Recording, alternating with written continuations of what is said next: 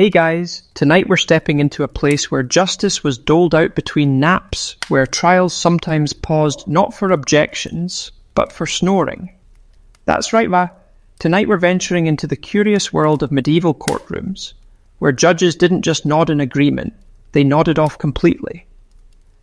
Picture a high-ceilinged chamber heavy with candle smoke and legal Latin. The air's so still, so warm, it's almost begging you to drift. And the judges? Well, let's just say they weren't exactly fueled by espresso shots. So before you get comfortable, take a moment to like the video and subscribe. But only if you genuinely enjoy what I do here. And I'd love to know, where are you listening from and what time is it for you right now? Leave a comment and share your sleepy coordinates. Now, dim the lights, maybe turn on a fan for that soft background hum, and let's ease into tonight's journey together. You step forward into the dim hall of the old courthouse, your boots clicking against the stone floor. The doors creak shut behind you, sealing in the scent of beeswax and damp wool. The room before you is long and drafty, lit by flickering sconces that cast sleepy shadows across every surface. At the far end, an elevated bench looms like a throne, though not the sort meant for ruling empires. No, this one's cushioned, sagging a little in the centre, and just wide enough for a man with a large robe and a larger appetite for mid-morning naps. The first thing you notice is how quiet everything feels. Not just the respectful hush you'd expect in a courtroom, but a deeper sort of silence. The kind that settles over a room after lunch, when the stew was hot, the ale was heavy, and the laws, well, they weren't going anywhere in a hurry. You pass benches where citizens wait their turn. Some pick at bread crusts. One dozes against a pillar, mouth open, dreaming of anything but justice. And at the centre of it all sits the judge, robed in fur-lined velvet, powdered wig slightly askew, fingers steepled against his chin. He appears to be pondering the next case, until you realise, no, that's not concentration. That's snoring. Faint, polite, but unmistakable. You've heard of resting your eyes, but this man is practically on a spa retreat. His clerk sits nearby, flipping through a thick book of legal codes, occasionally nudging the judge with a quill dipped in ink. No reaction. Another nudge. Still nothing. That's when you spot it. Beneath the judge's robes, wedged between the seat and his backside, is a small embroidered pillow. Not standard court-issued, mind you.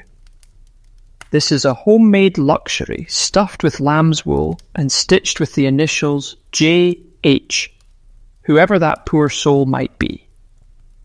The stitching is frayed in the corners, as if it's seen hundreds of sleepy afternoons. No one in the room seems surprised. In fact, the guards standing by the door don't even blink. One of them yawns so wide his helmet slips.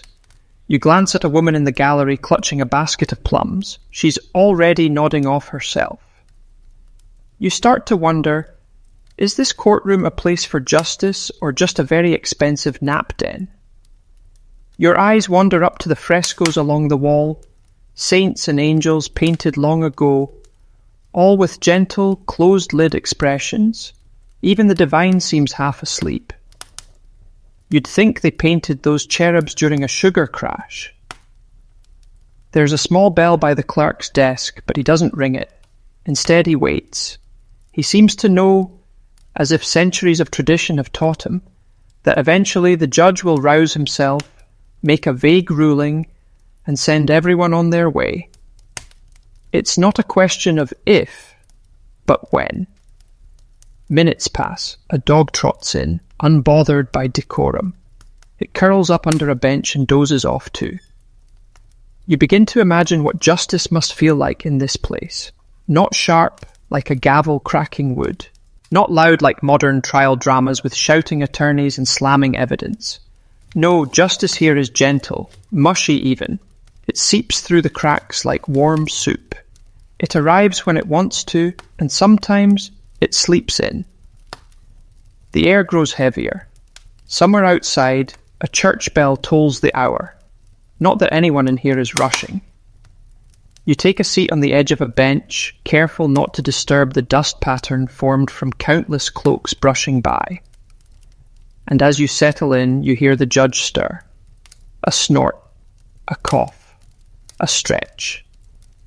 He straightens up slowly, blinking into the room like he's forgotten where he is. He clears his throat, adjusts his wig, and peers down at the parchment the clerk has oh so patiently held out for the last 10 minutes. His voice comes out like sandpaper on parchment. Next case. The court groans to life again, but only slightly. Like a bear waking from hibernation, reluctant and still half in dream. The next defendant shuffles forward. A baker's apprentice accused of stealing a spoon. You watch as the clerk reads the charges in Latin, followed by a translation into English, then, for no apparent reason, French. The judge nods sagely, then blinks. Then, you swear? Nods again. Longer, slower. The apprentice glances nervously at the judge, then at the clerk. The clerk shrugs. This could take a while, and as the trial begins, slow meandering, punctuated by yawns and rustling robes, you start to understand. This wasn't just one lazy judge. This was a system, a rhythm. Medieval trials weren't rushed because, frankly, no one was awake enough to rush them.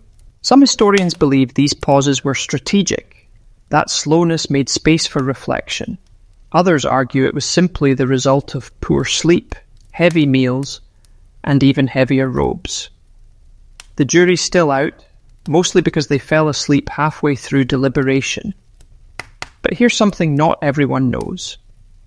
In some towns, trials were intentionally held in the early afternoon, right after the midday meal, when everyone was naturally drowsy. Why?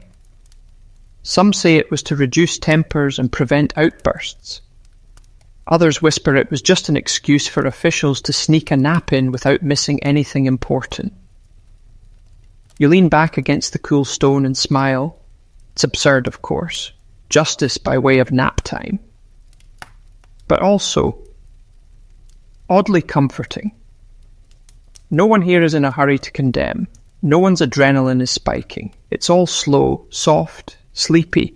And so, in this court of nods and naps, you close your eyes for a moment too. Just one moment. After all, it seems to be the tradition. The judge's eyes flutter open just as the baker's apprentice finishes stammering out his defence. You're not entirely sure what the boy said. Something about spoons, a mouse, and maybe his aunt. But neither is anyone else. The courtroom has sunk into that curious half-state where everyone is present but no one is truly awake.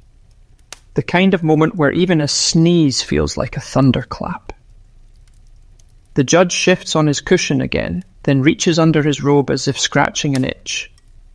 But you catch it, just for a second, his fingers brushing the edge of that secret pillow.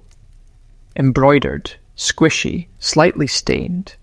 A veteran of 100 naps under the guise of legal contemplation. That pillow is more than comfort, it's survival. These benches were carved centuries ago, and let's just say orthopedic design hadn't quite arrived yet. One good nap without cushioning, and you'd be limping like a disgraced knight for a week. You glance toward the clerk. He's scribbling something diligently, tongue poking out of the corner of his mouth. You edge closer. The parchment reveals not notes about the trial, but something entirely different. A doodle. It's a sketch of the judge, eyes shut, head tilted, mouth ajar. The caption beneath reads, "In somno veritas." In sleep truth. At least someone's entertained. This brings you to the next oddity of the courtroom. The very furniture seems to encourage drifting. The benches aren't rigid but slightly curved, as if designed to cradle a body that's slouched, not upright. The judge's chair leans back ever so slightly, not enough to seem lazy, just enough to allow gravity to do its work when eyelids grow heavy. You wonder if this was intentional. Maybe the medieval craftsman who carved these chairs knew a secret, that no man can judge clearly without a few gentle dreams. Or maybe he just had a terrible hunchback and was tired of working against the grain. Either way, it seems to work. The clerk clears his throat. "The accused claims the spoon was never in his possession, my lord," he says. The judge raises one eyebrow, then the other, then both lower again, like two confused caterpillars. A moment passes. "Is it a silver spoon?" the judge finally asks, voice thick and woolly. "No, my lord. Wood."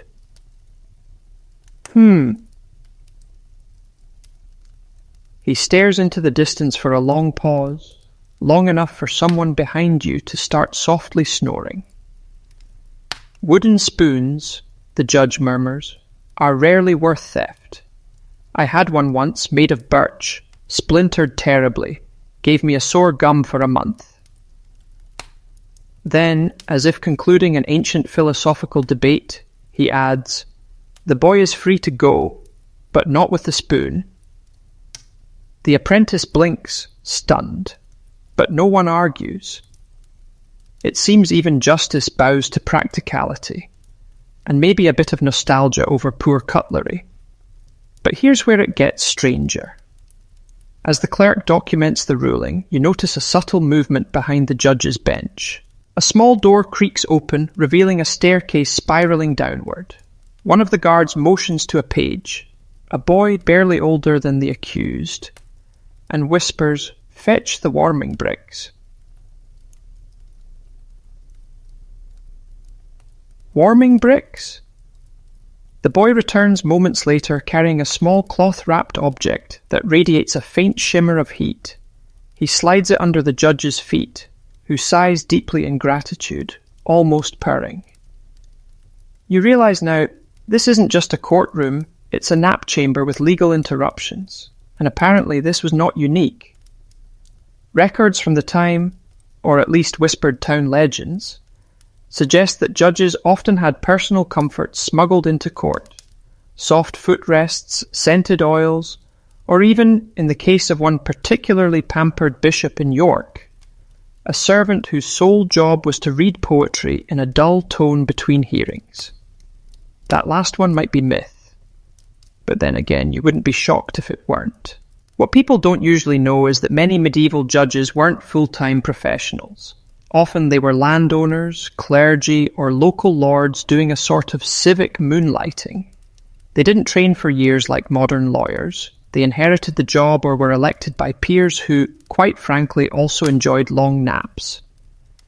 And because of that, courtrooms weren't exactly hubs of discipline. They were squishy in every sense of the word. Morally, legally, and sometimes literally, if the cushions were freshly stuffed. You feel yourself growing oddly fond of this place, in an era that could be cruel, where punishments were often disproportionate and diseases roamed freely. There's something deeply human about a court where everyone, even the judge, just wants a warm seat and a bit of peace. Of course, not everyone approved. There were reformers, stern monks mostly, who believed justice should be brisk, clear, and deeply uncomfortable. They petitioned for stone benches, no food allowed in court, and trials only before sunrise. These ideas were not widely adopted. Because a hungry man is a cruel man, one parchment warns, but a full man may still nap and err in kindness. You find that quote etched on the back of a pew, scrawled by some long-forgotten scribe, and it sticks with you. The trial ends. The boy bows awkwardly and exits. The next case is called, and a tall woman with a chicken tucked under her arm steps forward. You're not sure what the charges are yet, but the chicken seems deeply unimpressed. As the woman launches into her defense, the judge pulls a heavy woolen shawl around his shoulders. You swear you see his eyelids droop again. The clerk, barely suppressing a yawn, adjusts his ink pot and waits. The chicken clucks softly, perhaps sensing this could take a while. And as the courtroom slips once more into that strange rhythm, a blend of legalese, poultry, and snoring, you start to feel it again. That peculiar peace, that dreamlike haze. Justice in this place may be sleepy, yes, but it is also patient and strangely kind. Just don't be surprised if the judge rules in favour of whoever spoke last, not because their argument was stronger, but because he was awake just long enough to hear it. The woman with the chicken is still mid-sentence when the court bell chimes faintly, a soft, tinny sound that seems far too polite to disrupt anything. But it does. Like a charm has been broken, heads lift slightly, scrolls are rolled up, and the clerk exhales in quiet relief. It's not the end of the trial. It's something far more sacred. Lunch. No one announces it officially. There's no court adjourned, no banging of a gavel. The judge simply rises, slowly, deliberately, and begins to descend the side steps with all the urgency of a tortoise in warm molasses. The guards straighten their backs in anticipation, and even the chicken looks pleased. You follow the shuffle of feet down a narrow hallway, past the painted eyes of saints who, you suspect, were also accustomed to long midday pauses. A small antechamber opens up. Nothing fancy, just a wooden table, a hearth with a lazily crackling fire, and a bench too low for comfort.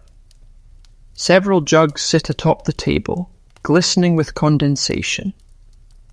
The smell of onions and boiled barley hangs in the air like a warm fog.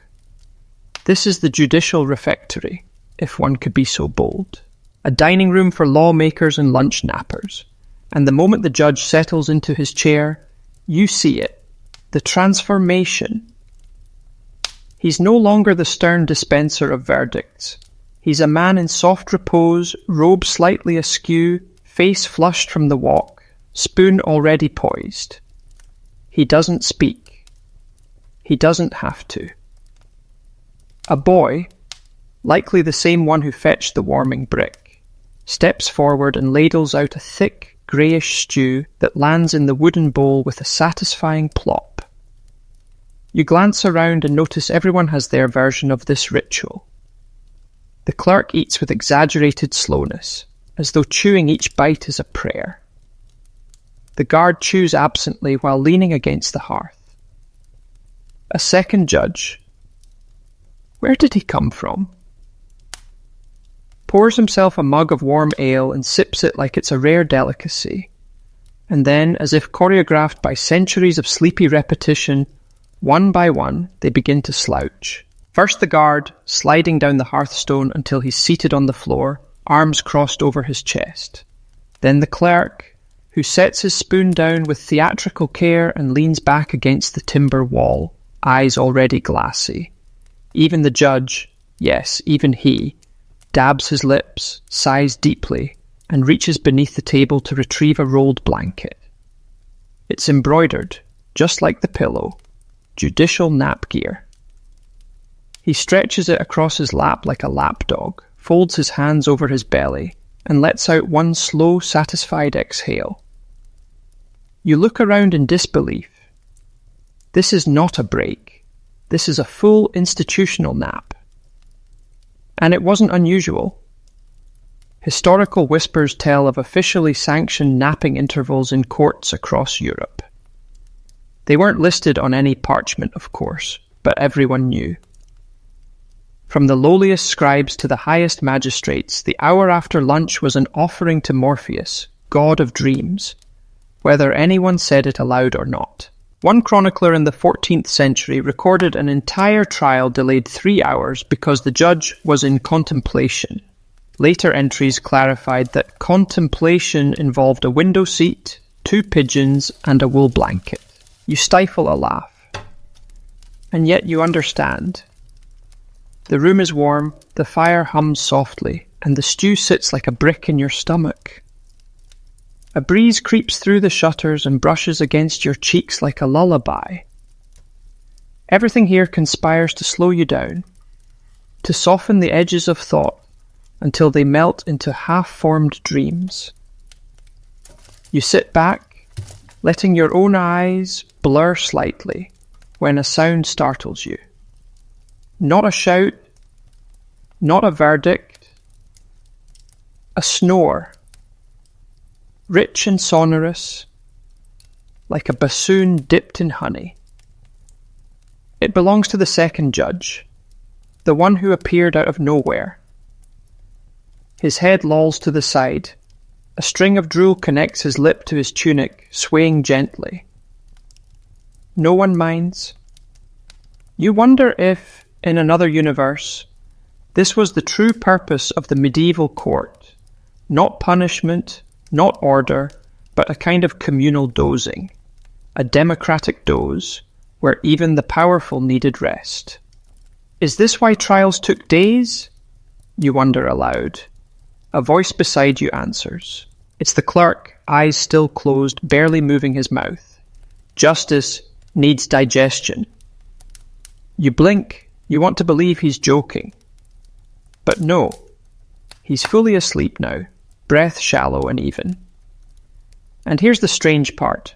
This silence, this shared surrender to sleep, it feels holy. As though by napping together, the court achieves a kind of balance. Not perfect, not fair, but human. Historians argue over this, of course. Some say these midday naps made judges lazy and forgetful, that they contributed to flawed rulings and lost records. Others insist the contrary, that the downtime made them less emotional, less reactive, more contemplative, that decisions made post-nap were better ones. The truth? Well, as with so many things from the past, we'll likely never know. You sit quietly, now the only person fully awake. Even the chicken, who somehow followed you here, is nestled in a straw basket, eyes shut. And as you watch the fire shrink down to a thin golden thread, you feel the weight of history in a very peculiar way. Not as battle or glory, but as soft breathing, shared silence, and the universal truth that everyone, from peasant to judge, sometimes just really needs a nap. The soft hum of the hearth fades as a single bell rings in the hallway. Not loud, more like a reminder whispered across centuries. A few bodies stir, rustle their robes, wipe the sleep from their cheeks. The nap is over. The courtroom stirs not with urgency, but with a collective sigh. It's time to get back to justice, or at least back to the bench. You walk slowly behind the returning procession. The judge now wrapped in a faint scent of onions and wool, the clerk with ink smudged across his cheek, and the second judge trailing behind with a feather stuck in his hair. No one says a word about it. Back in the courtroom, the scene has returned to order, though that word feels generous. The benches are occupied by villagers whose patience seems infinite, perhaps because they know nothing here moves quickly. A few have brought baskets with stitching or bread, as if preparing for an afternoon picnic rather than a legal proceeding. Then comes the Latin. The clerk stands and begins reading from a scroll, voice flat as river stone. It's not the kind of Latin spoken in churches or schools. This is medieval court Latin, a tangled forest of abbreviations, half-translated French borrowings, and spellings that change depending on the scribe's mood. You glance around, not a single villager appears to understand a word of it. Not even the judge looks especially confident. He leans to the side and whispers to the second judge. You catch only fragments. Is lignum spoon or stick? Could be either. Might be bread. Depends on context. It's then you realize Latin in court isn't about clarity. It's about tradition, ceremony, And in more cynical cases, confusion as a tool, a tactic. Say something in Latin and no one dares argue, not because they agree, but because they're afraid they'll look foolish asking what hoc infra means. This wasn't unique to one courtroom.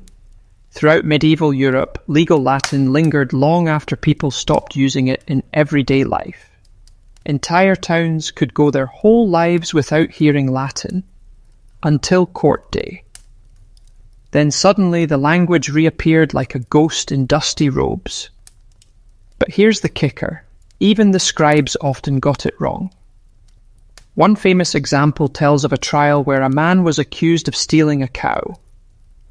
The scribe, confused by a regional dialect, accidentally recorded the theft as bovem sanctum, a sacred cow.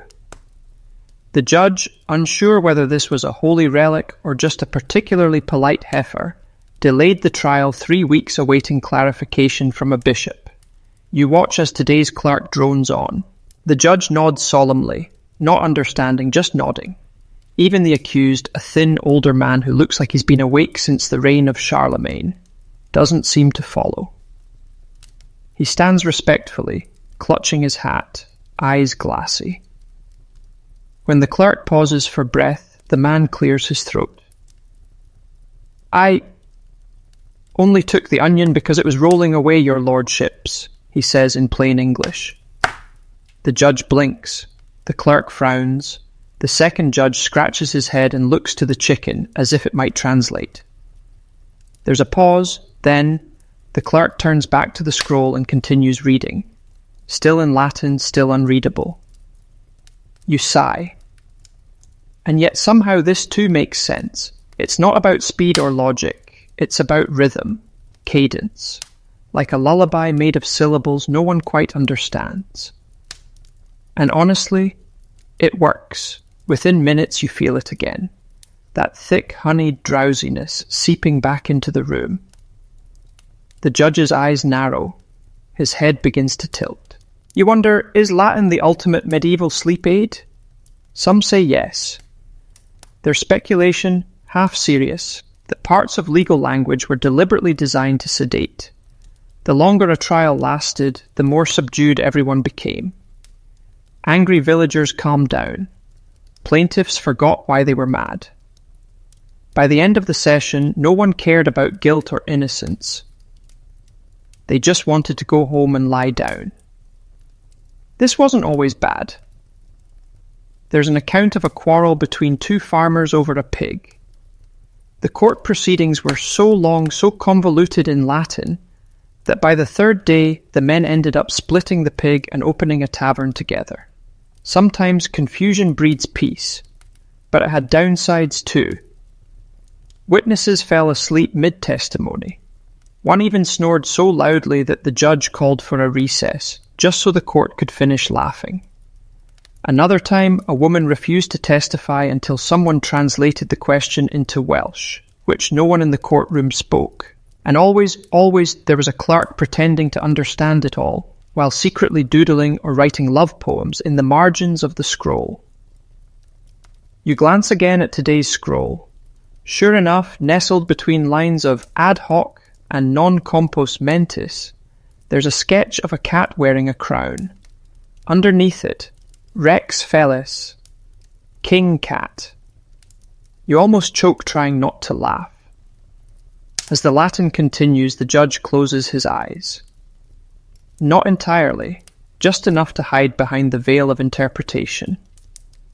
You wonder how many rulings throughout history were decided during moments like this. Eyelids fluttering, ears catching only the softest sounds, heartbeats slowing. Not out of neglect, just human limitation. The accused man sneezes, breaking the trance. The judge stirs, raises a hand. "Clerk," he says, voice raspy, "summarize." The clerk, caught off guard, panics. The accused confesses to borrowing the onion, with intent to return. The judge replies. Let him go, but confiscate the onion, it's evidence now. and with that the trial ends. You sit back, heart oddly warmed. Because in this room of ancient words and sleepy minds, truth still manages to float to the surface, slowly, gently, like a leaf on a lazy stream. There's a brief pause between cases. Not quite a recess, not quite a transition, just a natural lull like the quiet space between breaths.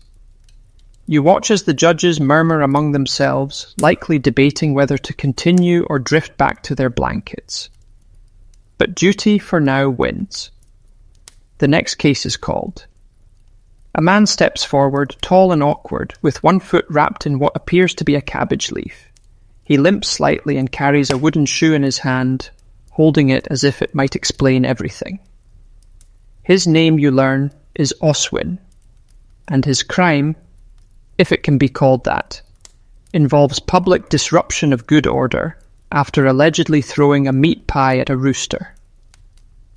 Yes, a rooster. The room reacts with subdued curiosity, though no one seems shocked. You, however, are having a bit of trouble holding it together. It's not the strangest case you've heard so far, but it's certainly the most poultry-based. The judge waves a lazy hand and mumbles, "Proceed." Oswin clears his throat. "My lords, I did throw the pie.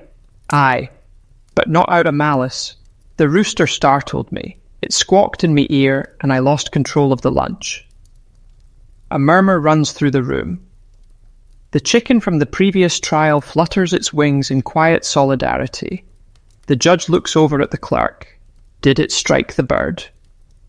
The clerk shrugs. No witness is sure. Some say it hit the ground. Others say the rooster bit the crust.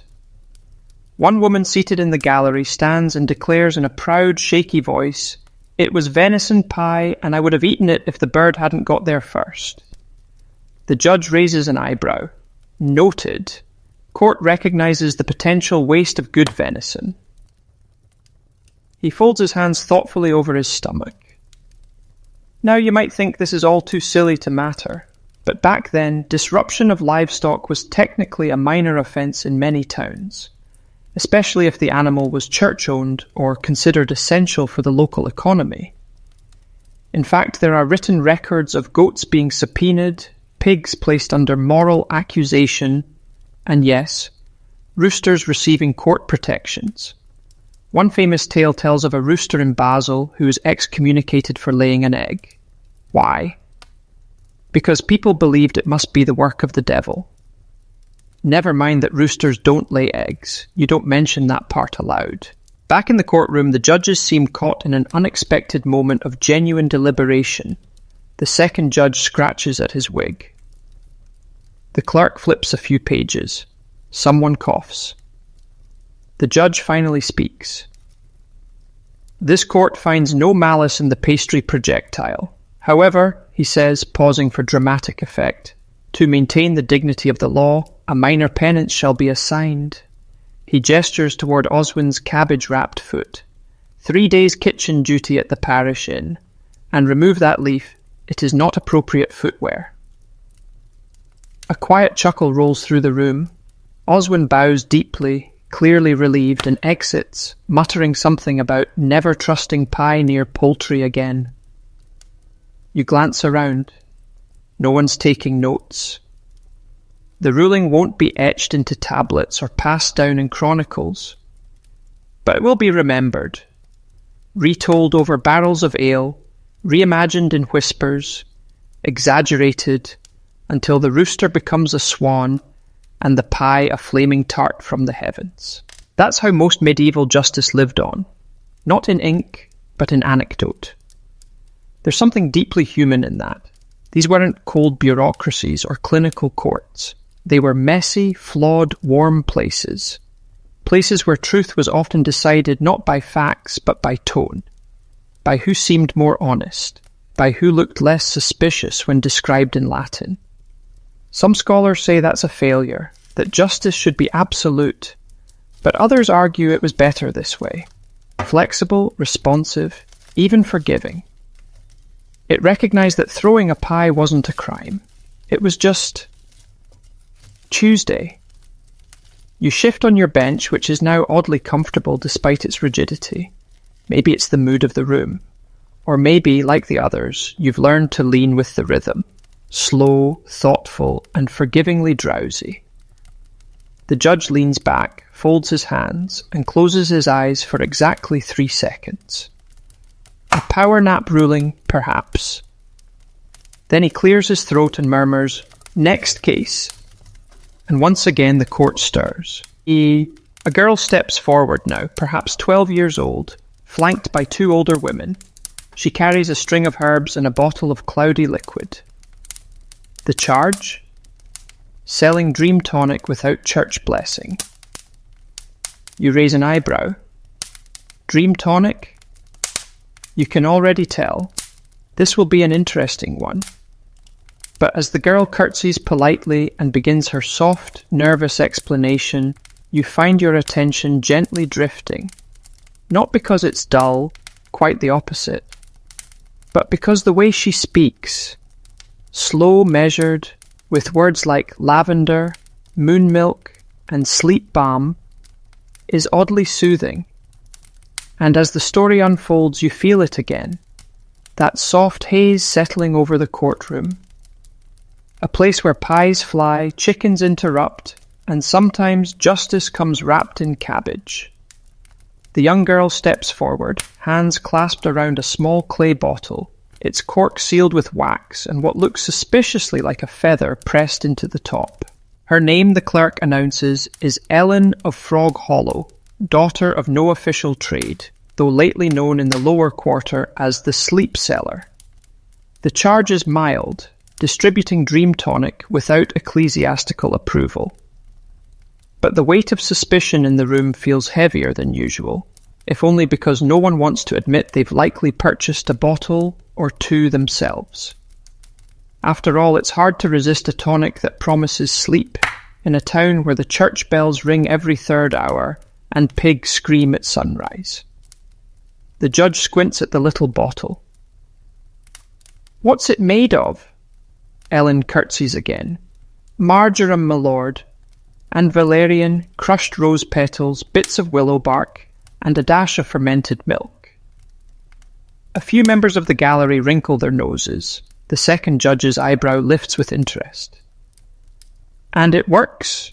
the judge asks, rubbing the side of his nose. "Most certainly, my lord. I tested it on my uncle and he slept through a sheep stampede." Someone near the door chuckles. You're already impressed. The concoction smells faintly floral from where you sit, and you wonder how something so gentle-looking could get someone dragged before a panel of half-awake magistrates. Then again, anything involving altered consciousness in the medieval world was likely to trigger concern, especially if it didn't come with a prayer attached. The clerk shifts uncomfortably, likely aware that the crowd seems more amused than scandalized. In a hushed voice, he announces that the court will examine the tonic. You think he means figuratively, but no. The judge waves Ellen forward, extends a pudgy hand, and takes the bottle. There's a beat of silence. Surely he's not... But yes, he uncorks the bottle with an audible pop, and after a quick sniff, tilts it back. Just a sip. You can hear the collective intake of breath from the room.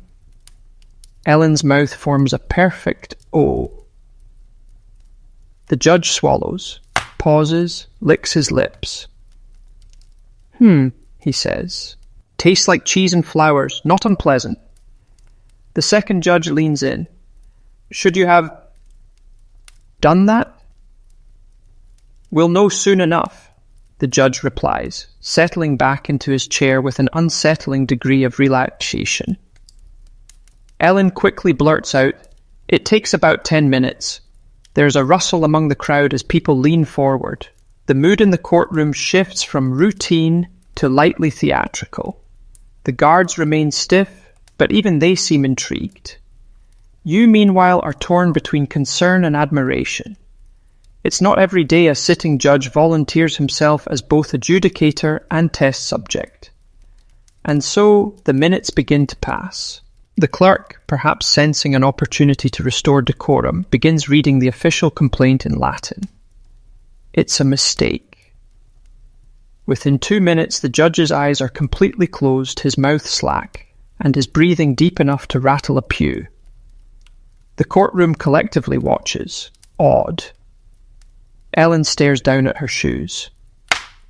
"It does that," she whispers. "Quickly, if you've eaten lamb." The second judge leans over and pokes his colleague gently in the shoulder. No response. He pokes harder. Still nothing.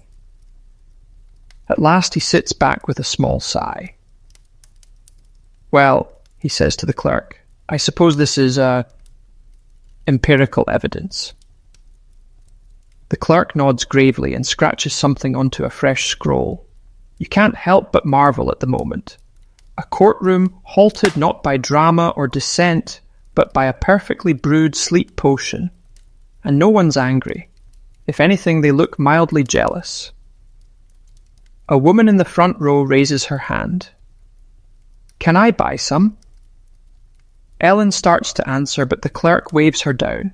"Not in court," he says. "This is a place of law." "But it clearly works," the woman insists. "His wig didn't even shift." And she's right. The judge's entire body has melted into his chair without so much as a twitch. You glance at the second judge, who now seems to be reconsidering his afternoon plans. Here's what many people don't realise. Sleep tonics and dream brews weren't just the domain of apothecaries or healers. In the Middle Ages, nearly every village had someone, usually a grandmother or an oddly quiet uncle, who made sleepy teas, poultices, or potions. They were sometimes frowned upon, especially if tied to pagan practices, but they also filled a gap in public health. No doctors, no beds, no noise regulation laws? Fine. Here, drink this and ignore the rats for 8 hours. Some historians argue these concoctions were precursors to modern sedatives. Others claim they were more about ritual than chemistry. The act of preparing the herbs, the scent of them brewing, the warmth of the liquid. All of it conspired to trick the body into letting go. And yet a handful of sleep witches, as they were later dubbed, were brought to trial. Not for harm, but for helping too effectively. That line between medicine and magic was razor thin. You look at Ellen, now fiddling nervously with the ribbon on her sleeve, and realise she walks that line. But she's also just a kid, trying to help people rest. The second judge finally speaks.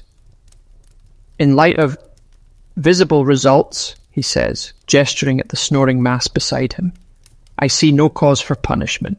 He pauses. "However, a warning. Selling tonics in the churchyard is not permitted." Ellen nods quickly.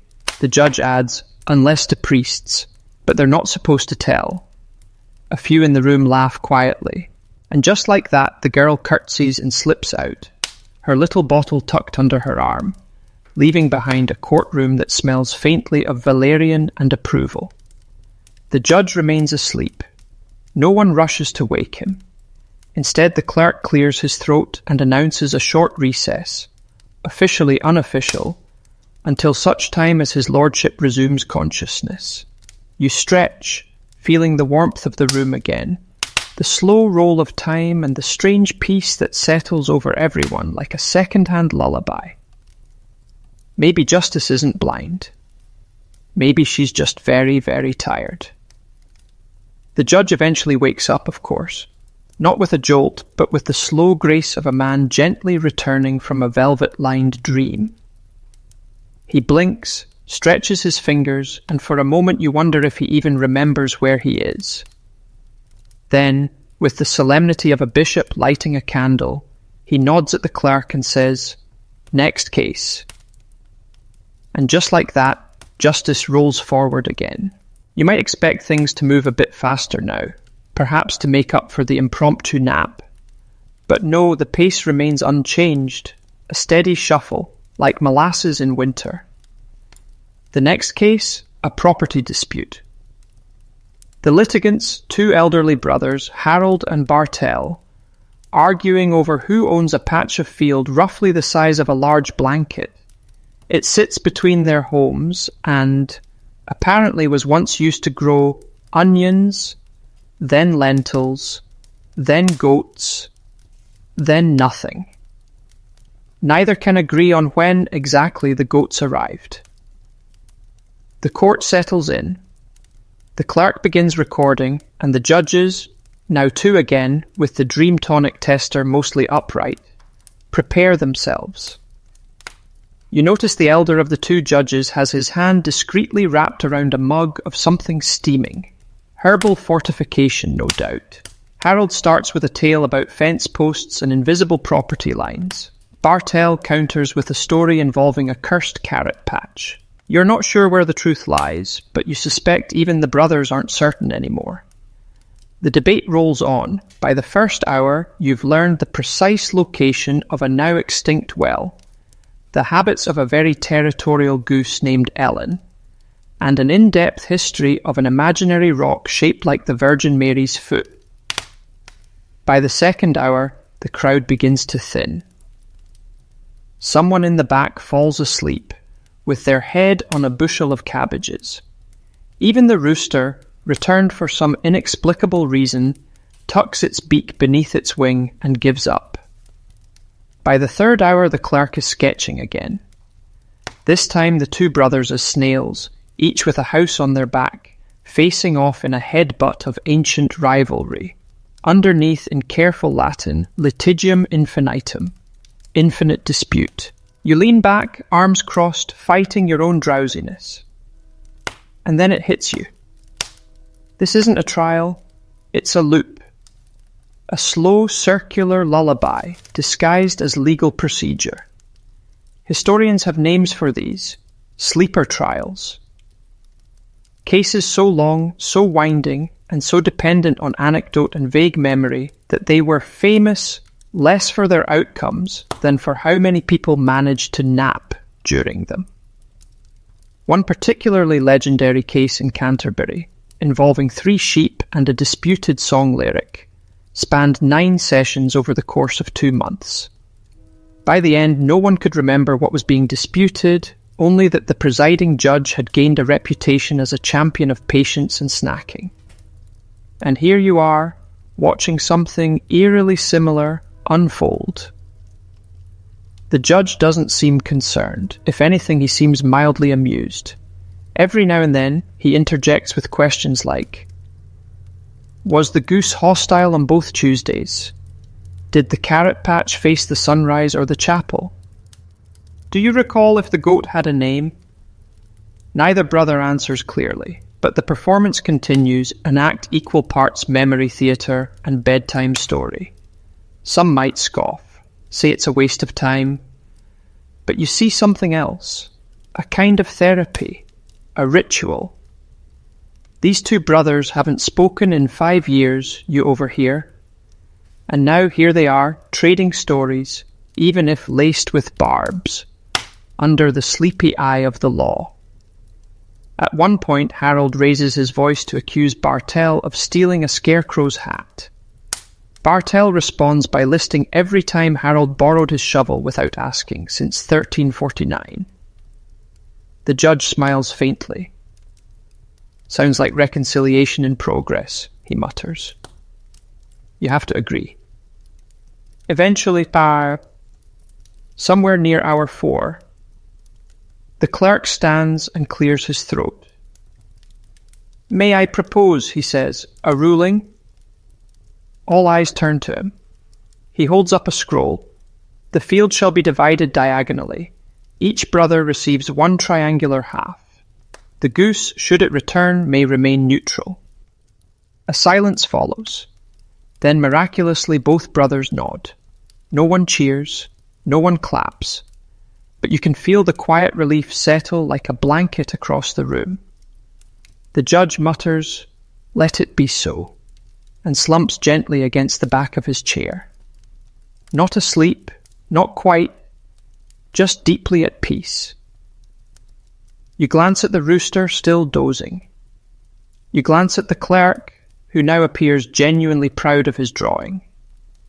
And you glance at the door, where the two brothers walk out together, still grumbling, but no longer with fists clenched. Just tired. In the margins of medieval history, these moments rarely get mentioned. There's no glory in a goose war turned truce, no ballads for fields split in triangles. But perhaps these were the victories that mattered most. Not epic, not swift, but soft and sleepy, and filled with just enough grace to let old men sleep easier. You've barely had time to stretch before the next case is called, and this one arrives with flair. The accused shuffles forward with exaggerated sluggishness, as if each step requires Herculean effort. He's draped in a cloak several sizes too big, face half hidden beneath a hood, and his posture? Bent like a man carrying the weight of an unjust world, or perhaps just a man committed to a very specific strategy. You lean in, already suspicious. The clerk announces him as Gervais the Chandler, a man of mild reputation, modest shop, and, as today's charge alleges, a well-known tendency to fall asleep during trials. Yes, that's the charge. Not stealing, not blaspheming, just willful unconsciousness in the presence of law. Apparently this isn't Gervais's first courtroom performance. Records suggest this is his 5th time in court, each case involving some small civil squabble, a misplaced candle here, an overcharged taper there. And every time, the moment things got complicated, Gervais would nod off. Not delicately either. Dramatically. The judge squints down at him. "Let's try again, shall we?" Gervais bows with exaggerated slowness. "As your lordships will." The plaintiff, a stern woman with the posture of a javelin, steps forward. Her claim that Gervais sold her a candle that sputtered and died halfway through a saint's vigil, thus dishonouring the memory of her uncle and potentially cursing the entire choir loft. You would think this would be the moment Gervais offered a counterpoint, but no. He sways, his eyes flutter. And before the woman even finishes her second sentence, he emits a perfectly timed snore. The courtroom pauses. You stare, along with everyone else, waiting to see if he breaks. He does not. Instead, his head drops to one side, his mouth slackens, and he lets out another, longer, more operatic snore. A sound that somehow manages to express both indifference and mild constipation. A few people suppress laughter. The second judge pinches the bridge of his nose. The first judge simply sighs. "This again," he mutters. Apparently Gervais's reputation precedes him.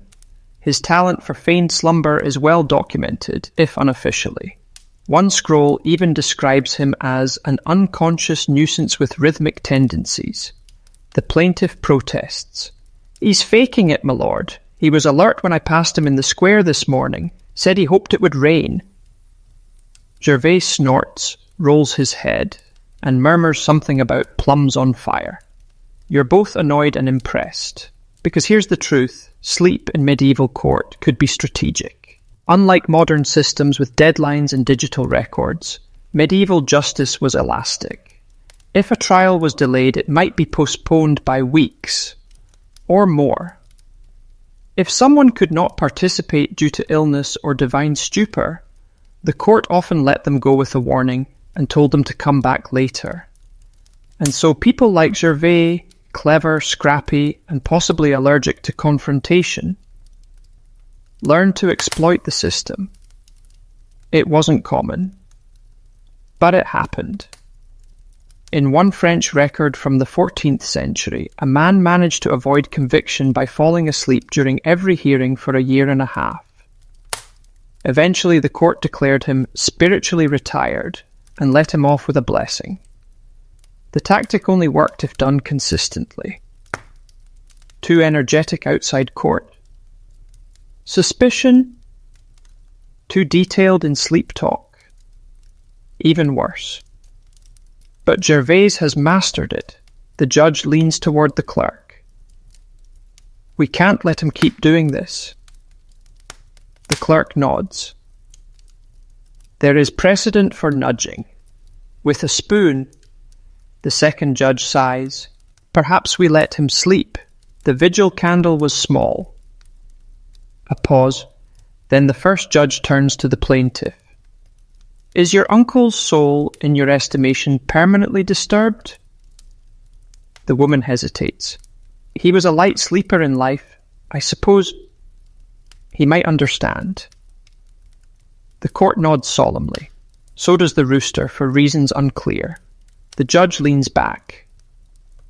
In the interest of mercy, and because I suspect Gervais will remain horizontal for another hour, the court issues a minor fine. 1 wax candle to be delivered personally with apology. Case dismissed. The plaintiff frowns, but not deeply. Gervais lets out a triumphant little snore, possibly on purpose. As the courtroom settles again, you think about the strange ways people navigated this sleepy system. Some argued fiercely. Others relied on charm, or Latin, or ridiculous drawings in the margins. But Gervais, he brought a pillow and a snore. And in a world where trials could last days, and verdicts were handed down by men full of stew and dream tonic, maybe that was the smartest move of all. The door swings open with a creak that seems louder than usual, slicing through the courtroom's post-snore stillness. A hush falls over the room, heavier than any before. Even the rooster tucks its head under its wing more tightly, sensing something important. Into the chamber strides a man dressed not in threadbare wool or patched linen, but in immaculate black robes, trimmed with crimson piping and a silver brooch shaped like a cross. His boots click sharply with each step, polished so fiercely that even the dull courtroom candles throw light off them. The judges sit up straighter. The clerk stops doodling mid-goose. You two lean forward, suddenly aware that the air smells faintly of incense and judgment. This is no local farmer or candle haggler. This is Father Aldrich, a high-ranking official from the ecclesiastical court, a man whose scrolls are sealed with wax, whose words are rarely questioned, and whose eyebrows can silence a tavern. The charge? Theft of church property. The accused? A dog. Well, not officially, of course. The defendant is a boy named Ewan, maybe 13, skinny as a fishing rod and nervous as a squirrel in a storm. But the real drama centres on his dog, Bramble, a shaggy creature currently curled up on the floor and snoring like he belongs on the judicial bench himself. Father Aldrich's tone is razor sharp. The beast absconded with a vial of holy oil, he declares, voice echoing. Dragged it from the sacristy, broke the seal, and spilled it across the rectory floor. A desecration. A crime against the sacred order. The courtroom is deathly still. Except, of course, for Bramble, who yawns, stretches, and lets out a loud, whistling fart. Several people cough to hide their laughter. One judge bites the inside of his cheek. Father Aldrich glares. This is no jest. He produces a document rolled and stamped, which he hands to the clerk with the precision of a man used to having people follow instructions without blinking. The clerk accepts it carefully and unrolls the scroll. You peer over to glimpse the script. It's pristine. The ink practically radiates righteousness. But before anyone can begin reading, Bramble stands, shakes out his matted fur, and ambles directly to the judge's platform. He pauses, considers his options, and, with the calculated timing of a performer, sits squarely on the judge's foot. The judge freezes. The courtroom again is silent. Then Bramble looks up, tilts his head, and licks the judge's ankle. The second judge stifles a cough. Father Aldrich frowns so hard his hat threatens to slide backward. It would be farcical if it weren't so precisely medieval, because, as you learn quickly, animals appearing in court wasn't unheard of. Dogs, pigs, goats, all have stood trial at some point in Europe's history. There's even record of a donkey being pardoned by a bishop after being found innocent of indecent behaviour. The donkey reportedly wept with gratitude, or maybe just sneezed. Hard to tell in transcripts. In Bramble's case, he is technically not the defendant, but he's certainly the star witness, albeit one without opposable thumbs. The judge clears his throat and addresses Ewan. You admit the dog entered the sacristy. Ewan nods quickly. Yes, my lord, but he was chasing a rat, didn't know it was holy. The second judge mumbles, hard to blame a creature for not knowing the shelf life of blessed oil. Father Aldrich stiffens. That oil was prepared during Lent. A pause. One of the guards stifles a yawn. Then the first judge leans forward. Did the animal consume any of the oil? Ewan shakes his head. No, my lord, he knocked it over, slipped in it, and cried for 3 hours. Someone in the gallery murmurs, poor thing. You glance down at Bramble, who is now fast asleep again, possibly dreaming of oil-soaked rodents. The clerk fumbles with the parchment. There is no formal precedent for punishing a dog who cries remorsefully. The judge nods. Then let's create one. Father Aldrich's eyes narrow. But before he can protest, the judge continues, the boy is to offer an apology to the church. The dog shall be made honorary guardian of the vestry for 1 week. Gasps ripple through the room. Not of horror, but amusement. Even a few cautious claps. Father Aldrich looks thunderous, but then, perhaps sensing that further protest would make things worse, simply nods stiffly. And just like that, the scroll is rolled back up, the ink left to cool. The boy hugs Bramble. The rooster gives a faint squawk, perhaps out of jealousy, and you sit back smiling. Because this is exactly what medieval justice often looked like.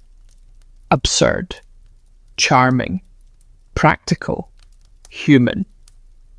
The kind of place where a dog can become a vestry guard, a candle dispute ends with a nap, and every scroll of rigid law has, somewhere in its folds, room for laughter. The day is already 2 roosters past reasonable, but the court continues. The fire in the hearth has burned down to embers. A scribe has nodded off with his nose pressed into the inkwell. And yet, one more case is called. But before anything begins, the courtroom is thrown into chaos. Or medieval chaos, which mostly involves confused mumbling and a lot of shrugging.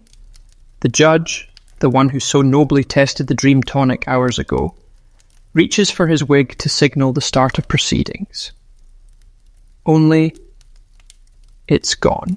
You watch him fumble around, checking the bench, the floor, even peering into his robes as if it might have migrated south for the winter. The second judge leans over, searching behind the cushions. The clerk mutters, well, that's not ideal. A missing wig may sound trivial to the modern ear, but in a medieval courtroom, it's practically sacrilege.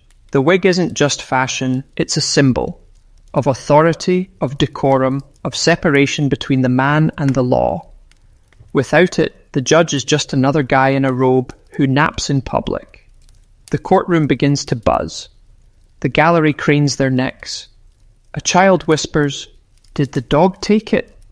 The dog, still honorary guardian of the vestry, snorts from his nap pile.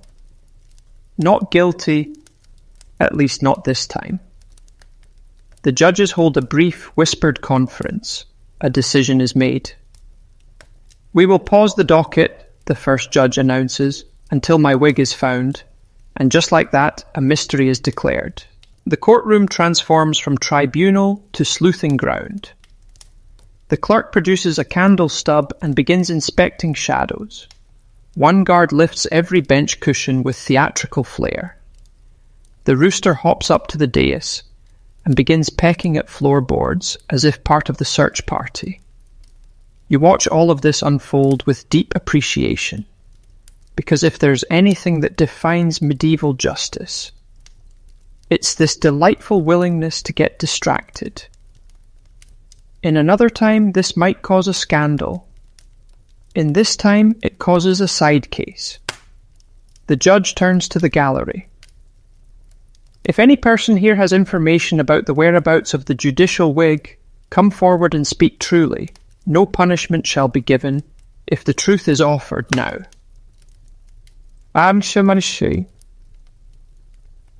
Silence.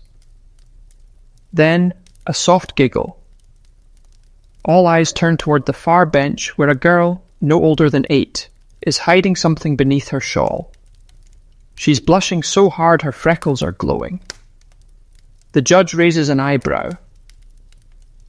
Have you something to declare, young miss? She shakes her head. The second judge smiles gently. May the rooster decide. You blink. That's not a metaphor. The bird is placed on the bench next to her. It stares. She panics. From beneath her shawl she withdraws the wig. Bent, slightly chewed, and adorned with a small braid of dandelions. The crowd lets out a breath. Some chuckle.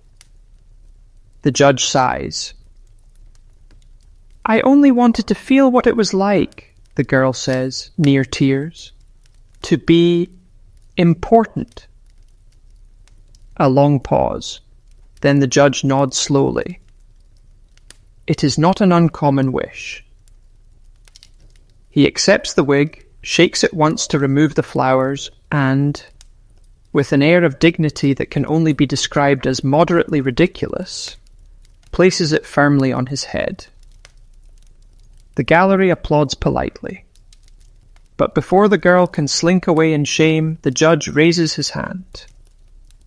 For honesty and curiosity, he declares, you shall henceforth serve as assistant wig keeper. Your duties are ceremonial, your hours non-existent, and your salary imaginary. But you shall have a title. She beams. And once again the court finds resolution not in punishment, but in a gentle compromise. Some might scoff at such softness.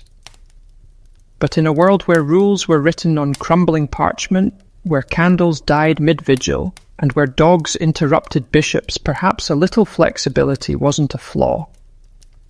It was a necessity. You glance around. The courtroom has returned to its gentle rhythm. The child sits proudly beside the rooster. The judge, freshly bewigged, gestures for the next case to begin.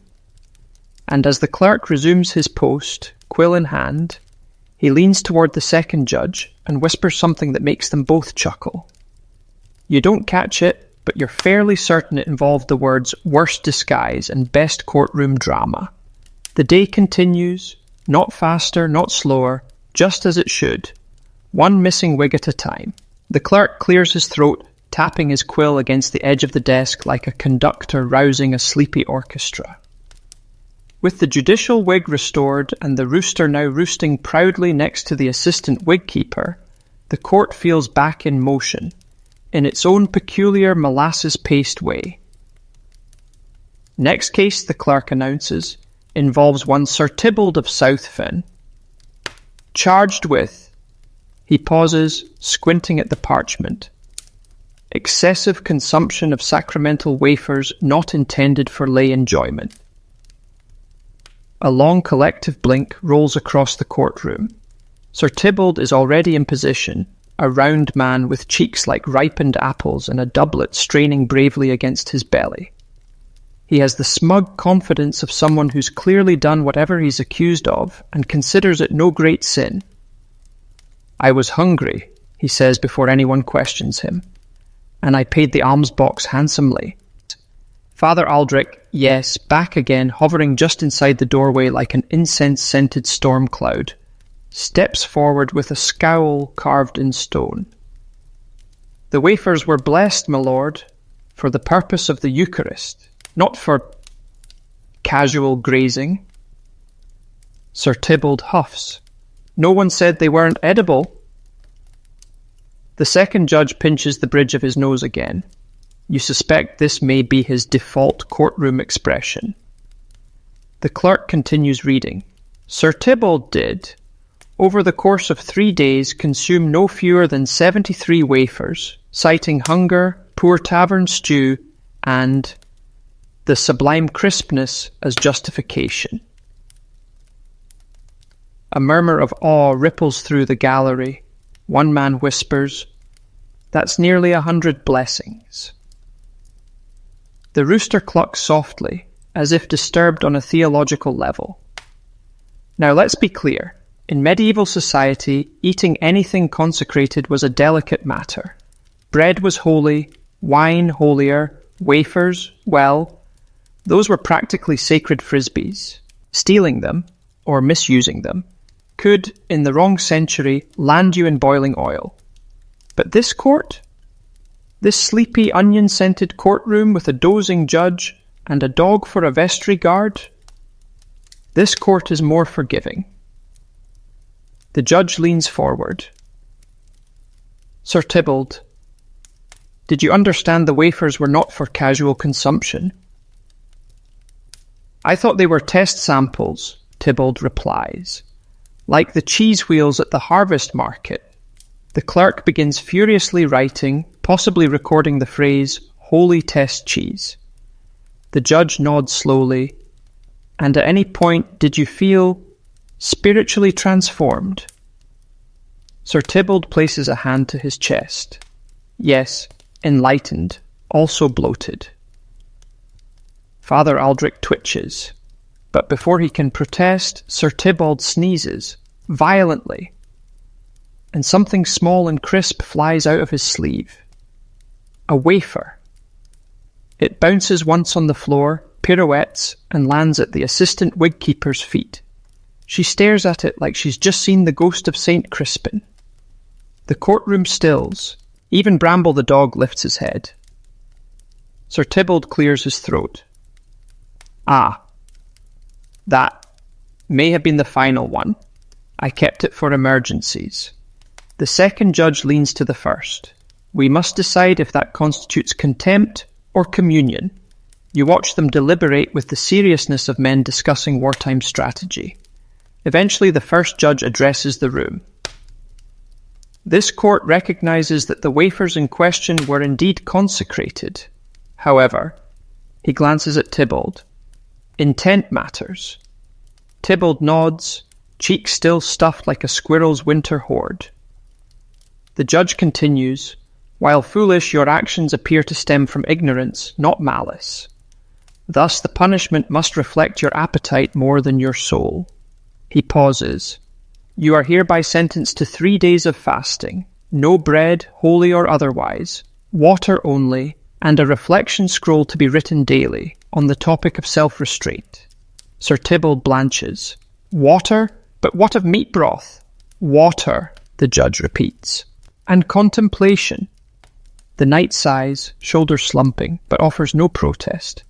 He's wise enough to know he got off lightly, especially considering he nearly burped in a bishop's direction.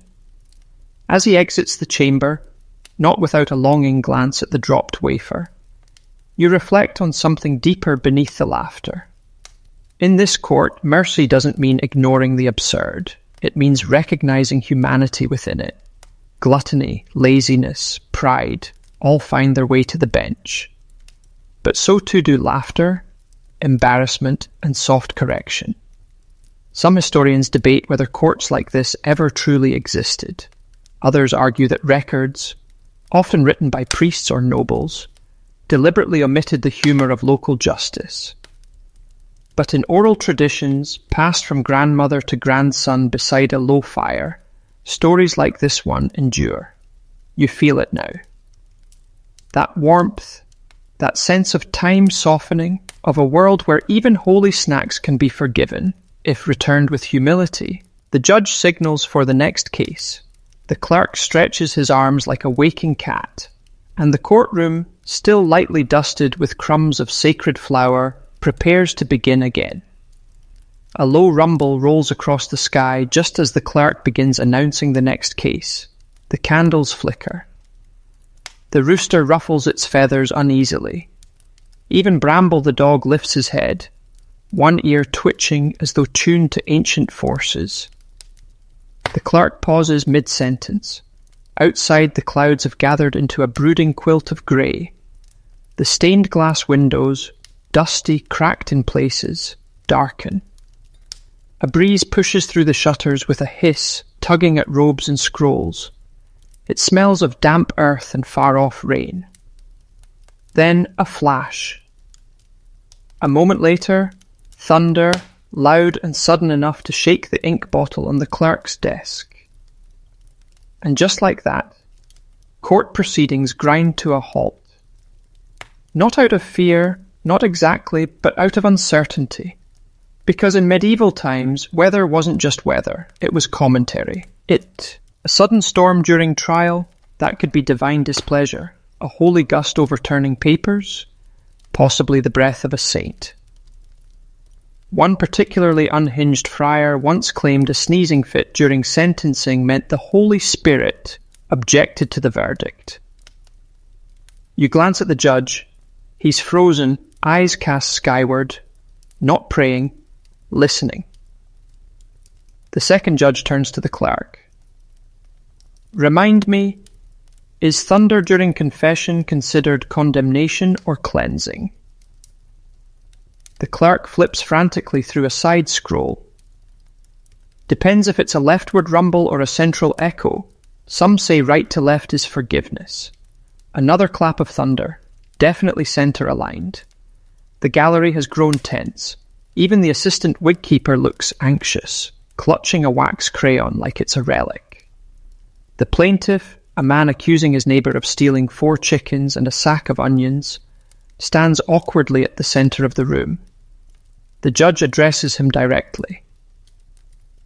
Sir, did your theft coincide with unusual weather? The man hesitates. Well, it rained a bit, but mostly because I left the coop gate open. The rooster lets out a soft balk, either in protest or agreement. The defendant, a woman named Meg of Nettleside, crosses her arms. The birds came to me freely, she says. They sought sanctuary. Also, I gave them names. This would usually be the point where testimony unfolds. But outside, the sky booms again. Louder, deeper, shaking the stained glass so forcefully that a sliver breaks loose and falls onto the floor with a delicate ting. Now that gets everyone's attention. The judge stands. Not in panic, but in reverence. It seems we are being observed.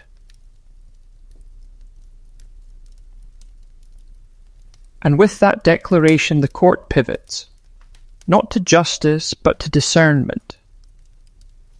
What does the storm mean? Becomes the question of the hour. Everyone has theories. The clerk believes it's disapproval, citing a similar storm during a cheese tax hearing in 1382. The rooster crows again, 3 times. Someone mutters that if it crows a 4th, the case must be abandoned. Others disagree, claiming it's 5 crows for reversal, 3 for affirmation, and 6 for divine confusion. The assistant wig keeper raises her hand. What if it just wants oats?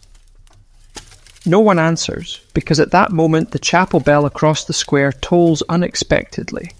The wind has knocked something loose, perhaps, or a cord has swayed. But the sound, hollow, echoing, unresolved, fills the courtroom like a riddle. And now even Bramble is sitting upright. The second judge clears his throat. Given the celestial commentary, he says, perhaps we ought to suspend proceedings. The first judge nods. Let the chickens decide. Everyone turns to Meg. She whistles. From outside the open court door, 4 plump hens trot in, single file, completely unbothered by decorum. They circle her skirts, peck gently at the floor, then, one by one, settle at her feet. The gallery exhales. Even the weather seems to pause. The wind dies. The shutters still. The last roll of thunder fades into a faint, distant hum. "Well," the judge says, rubbing his beard thoughtfully, "they appear to have chosen." The plaintiff opens his mouth, then closes it. There's not much one can argue when divine poultry alignment is in play. Verdict: no punishment. The chickens have, in a manner of speaking, testified. Some might call this absurd. But in truth, the medieval world was shaped by signs, symbols, and silences. Thunder wasn't noise. It was message. A rooster's direction mattered. The sound of bells, even accidental, carried weight. Modern historians wrestle with this. Was it superstition or just a different kind of literacy? Maybe both. But here in this courtroom, the ruling stands. The judge waves his hand. Dismissed with gratitude to the hens. Meg curtsies. The chickens bob respectfully, and the storm, gone. As quickly as it arrived, the clouds part. A shaft of light filters through the high window, catching on the rooster's feathers like a benediction. The clerk takes a deep breath and scribbles one final note. Case resolved by poultry consensus and meteorological approval. You lean back, marvelling at what you've just witnessed. Justice, in this place, is not always found in scrolls or speech. Sometimes it arrives on wings, wrapped in rain. The light after the storm feels almost too soft, as though the courtroom has passed through some veil, from the realm of law into the territory of dreams. The candles seem brighter now. Dust dances in the golden air. Even the rooster, proud from its earlier prophetic performance, has settled into a posture of quiet smugness. And then, the clerk announces the next case. You lean in, curious. After storms and snackers and sacred dogs, what could possibly be next? A dispute over grave property, the clerk says, and the matter of a visitation. In sleep, heads turn. An old woman steps forward, shawl drawn tightly around her shoulders, eyes cloudy but alert. Her name is Marga of Drift Hollow, and she speaks with the slow gravity of someone who has seen something she cannot unsee. She claims she had a dream, but not just any dream. A ghost, she says plainly, of my cousin Wulfric, came right into my sleep, bold as day, and told me his bones were being disturbed. The courtroom stills. Marga goes on to explain that Wulfric, buried 30 years ago behind the chapel, had been moved without ceremony, and, according to his ghost, now rests beneath a compost heap shared by two quarrelling gardeners. He's not pleased. And in the dream, she adds, he sneezed 3 times, then said, "Tell the court or I'll knock the bread from your shelves." One of the judges raises an eyebrow. He threatened baked goods? Aye, she nods. Specifically rye. Wulfric never liked rye. You might expect laughter, but no one mocks her. Because in this time dreams meant something. They weren't just subconscious soup. They were messages, sometimes from God, sometimes from guilt, and sometimes, just maybe, from the restless dead. The clerk begins rifling through scrolls. The second judge scratches his beard. The assistant wig-keeper looks genuinely afraid. The accused, a red-faced gardener named Elric, steps forward. "Wasn't my doing," he insists. "I dug a new trench, that's all. The priest said it was just a rock. I didn't smell any haunting." The first judge leans forward. "Did you feel watched?" Elric hesitates. "There was a cold patch, and me dog refused to sit on that spot." The gallery murmurs, "You, of course, are thrilled, because this is peak medieval jurisprudence, blending dreams, death, gardening rites, and ghostly bread sabotage into one solemn inquiry. There's precedent too. Throughout the Middle Ages, courts were known to consider dream testimony, especially if it aligned with local suspicions. There's a tale from Devon where a widow dreamt her husband's murderer still wore his belt. The dream led to a search. The belt was found. Conviction followed. Some say the dream was fabricated. Others say divine justice simply speaks softly but insistently in sleep. Back in court, the judges deliberate. A side table is brought out. Upon it, a candle, a small bowl of salt, and a square of linen. A dream trial ritual. The second judge begins the questioning. Mistress Marga, he says, in this dream, did Wulfric wear shoes? Yes, she replies without hesitation, mismatched, as he always did. And his hat? A violet cap, slightly burnt at the brim. The judge turns to the clerk. That matches the burial report from 1379. A murmur of approval. Father Aldrich, quietly observing from the back, says nothing, but does not protest, which is, in ecclesiastical terms, tacit blessing. Then comes the decision. Out of respect for the dead, the first judge intones, and in honour of the message delivered through the veil, we order the compost pile to be lifted. If bones are found, they shall be reinterred, with proper rites and with a small loaf of barley bread. Why bread? The clerk asks. To calm Wulfric, the judge replies. He did not ask for wine, but he made his feelings on rye very clear. The crowd exhales. The rooster crows once. Bramble the dog rolls over in agreement. Marga bows, hands clasped. She seems both relieved and terribly sleepy. And you? Well, you're enchanted. Because here sleep is not weakness. It's not inattention. It's a door to justice, to memory, to things lost, and sometimes, just sometimes, to the ones who still need to be heard. The court prepares for the next case, but for a few more moments everyone is quiet, just listening, just in case another voice from somewhere beyond wants to speak. The candlelight flickers gently now, casting long shadows across the wooden beams.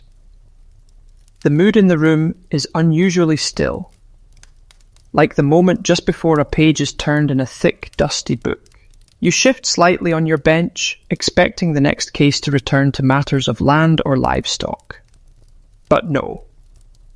The clerk adjusts his robes, clears his throat, and with the faintest note of apology in his voice announces, Dispute between Brother Osric and Brother Alwyn of the Benedictine Abbey at Hollowmere concerning the matter of snoring. You blink. Surely this is a jest, but the judges show no sign of amusement. In fact, they appear resigned. One rubs his temple, the other begins leafing through a scroll that, from the visible headings, appears to be titled Noise and Conduct in Shared Sleeping Quarters, Ecclesiastical Guidelines.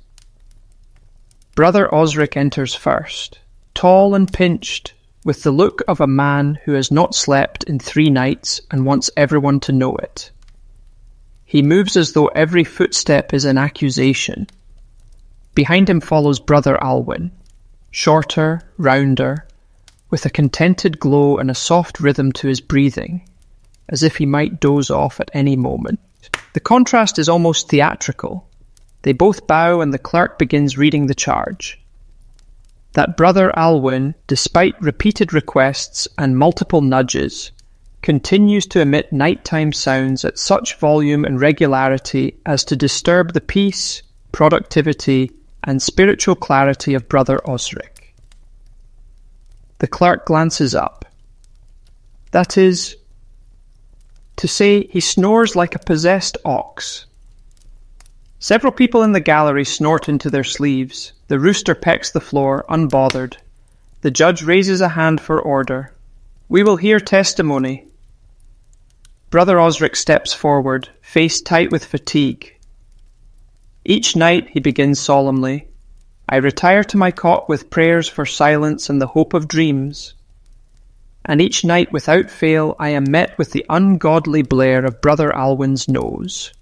He snores in patterns, my lord, rhythmic, layered, sometimes syncopated, The second judge leans in, intrigued. How so? Osric closes his eyes, recalling. There's a 3-part cycle, first the wheeze, then the whistle, then the grunk. That's the worst part. It rattles the shutters. Brother Alwyn steps forward, blinking kindly. With respect, I have no memory of any such thing. The judge arches an eyebrow. Naturally, you were asleep. Alwyn nods proudly, deeply, as the rule commands. You glance around.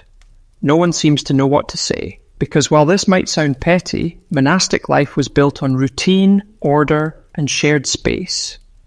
A single disruptive element, even something as ordinary as snoring, could upset the entire spiritual rhythm of an abbey. There are actual church records from the 1200s describing disputes over grunting in sleep, muttering Latin psalms, mid-dream, and one unfortunate friar who was exiled for nightly yodeling in a tongue unknown to men or beasts.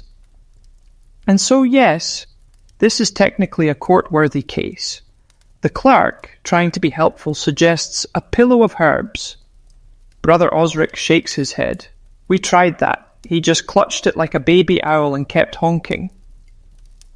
The assistant wigkeeper raises a tentative hand. Could they sleep in shifts? One judge strokes his beard. Innovative, but violates Rule 22. All monks must rise together. The second judge chimes in, half to himself, unless it's planting season, or fleas. A compromise must be reached. The judge sighs.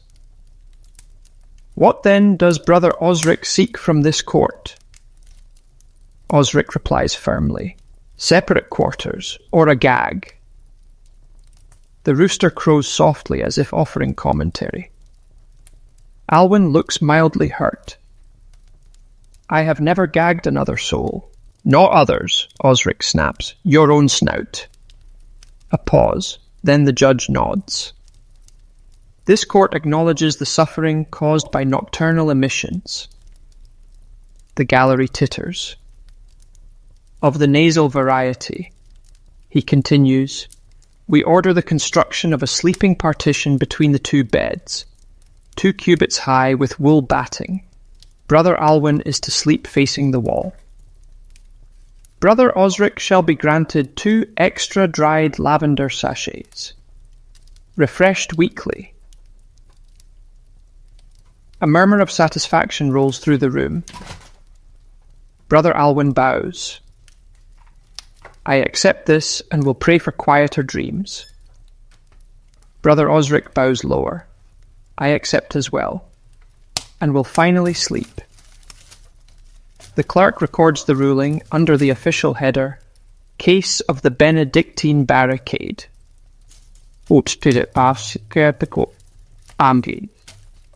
You sit back, amazed once more at how the smallest grievances, snoring, chickens, misplaced wigs, are treated with such earnestness here. It's not mockery, it's care. Even the ridiculous deserves resolution. Even the absurd is honoured with structure. And maybe that's the lesson. In a world without earplugs, digital recordings, or noise-cancelling walls, snoring could truly test the soul. And the law? The law was there to mediate, slowly, gently, and with just enough lavender to make peace possible. The courtroom is beginning to take on the sleepy haze of late afternoon. Or perhaps it's always had that haze, and now you're simply drifting into its rhythm. The rooster has curled into a fluffy feather ball, the judges lean slightly further back with each case, and Bramble the dog snores softly under the clerk's desk.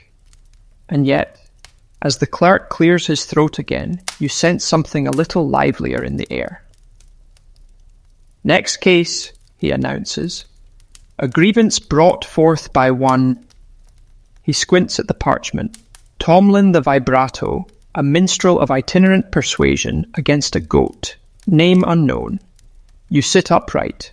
A bard, a goat, a legal grievance. This promises to be good. Tomlin enters dramatically, wearing a red doublet stitched with bells that jingle as he walks. though one of them is clearly missing its clapper. He holds a battered lute under one arm, a sheaf of crumpled parchment in the other. His hat sports a single feather, drooping, possibly molted, and his expression is pure tragedy. "The beast," he declares, "has defiled my art." From behind him, a boy leads in the accused, a small beige goat with a slack jaw and an entirely unrepentant attitude. It begins chewing the corner of a straw broom before being tethered to the witness bench. The assistant wigkeeper hands it a turnip, which it accepts without remorse. The judge raises a brow. "Explain the grievance." Tomlin inhales deeply, planting one hand theatrically on his chest. "I was performing," he begins, "a newly composed ballad, The Lady of the Misty Turnip Field, a work of romance, longing, and root vegetables. I laid my lyric sheet atop a crate, turned to pluck my lute, and in that cruel instant, the beast," he gestures dramatically at the goat, "ate the second half of my song." The second judge blinks slowly. "Just the second half?" Tomlin nods. Verses 5 through 11, "Gone, devoured, my muse, consumed with cud." A ripple of laughter spreads through the gallery, but the judge leans forward, oddly thoughtful. "Was this ballad commissioned?" Tomlin hesitates. "No, but it was felt." The second judge turns to the goat. "And what say you?" The goat sneezes. A good portion of the courtroom takes this as a no comment.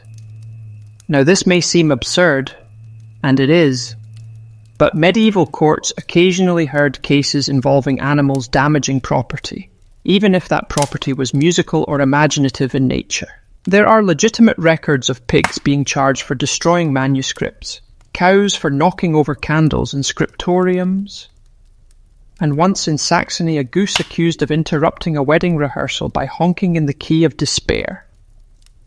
The clerk dutifully records Tomlin's complaint, though his quill hesitates slightly at "misty turnip field."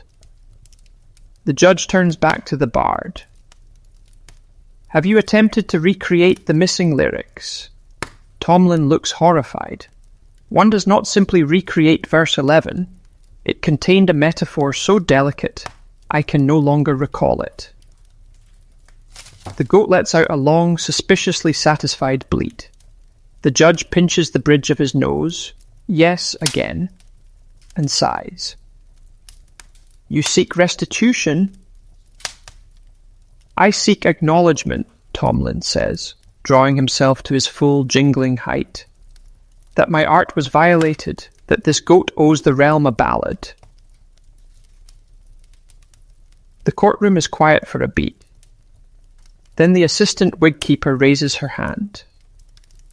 Can he sing the part he remembers? The judge nods. "Proceed." Tomlin lifts his lute, plucks a few sorrowful strings, and sings in a soft, haunting tone. "She wandered past the hedgerow high, with turnips white and eyes so shy. She called my name, I dropped my rake, but then she—" He pauses. "And that's where the goat began eating." Basic. The courtroom lets out a collective groan of disappointment.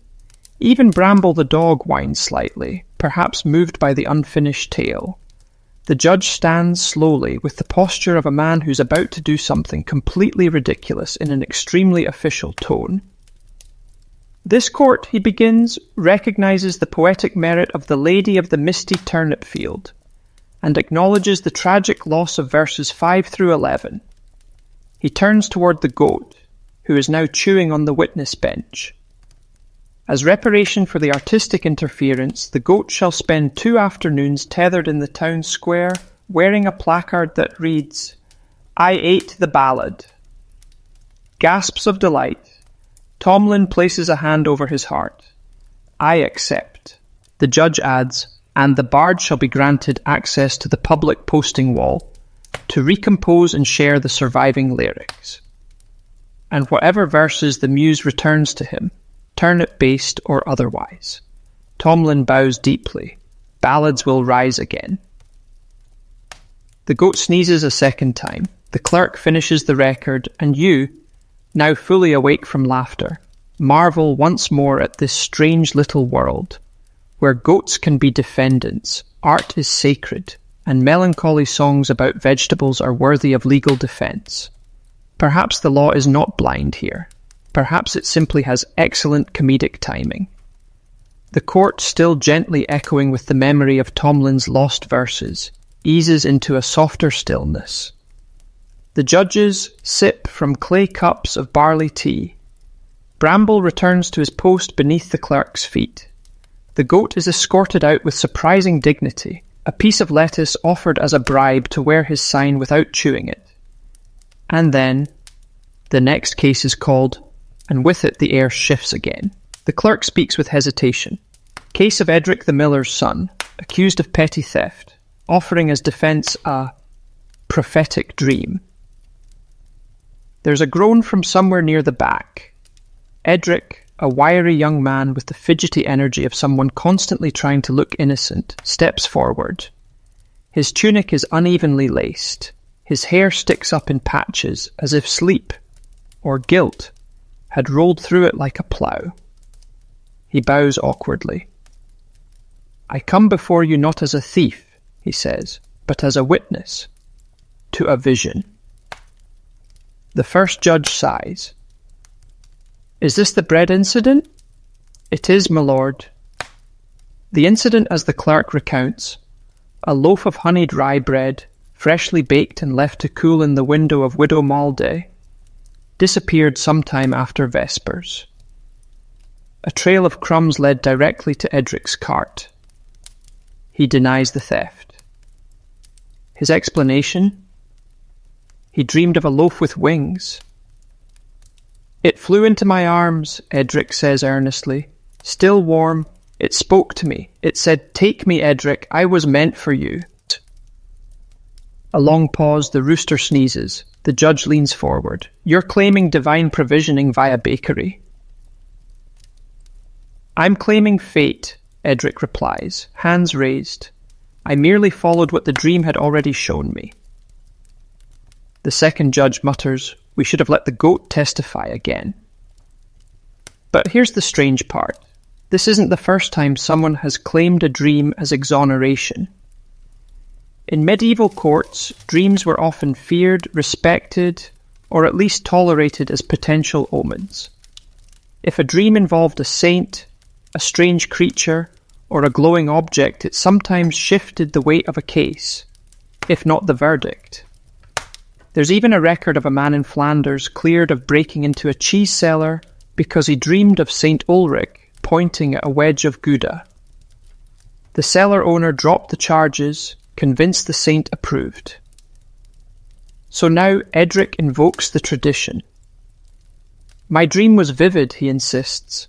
"The loaf had raisins arranged in a cross. It hovered. I believe it was sent.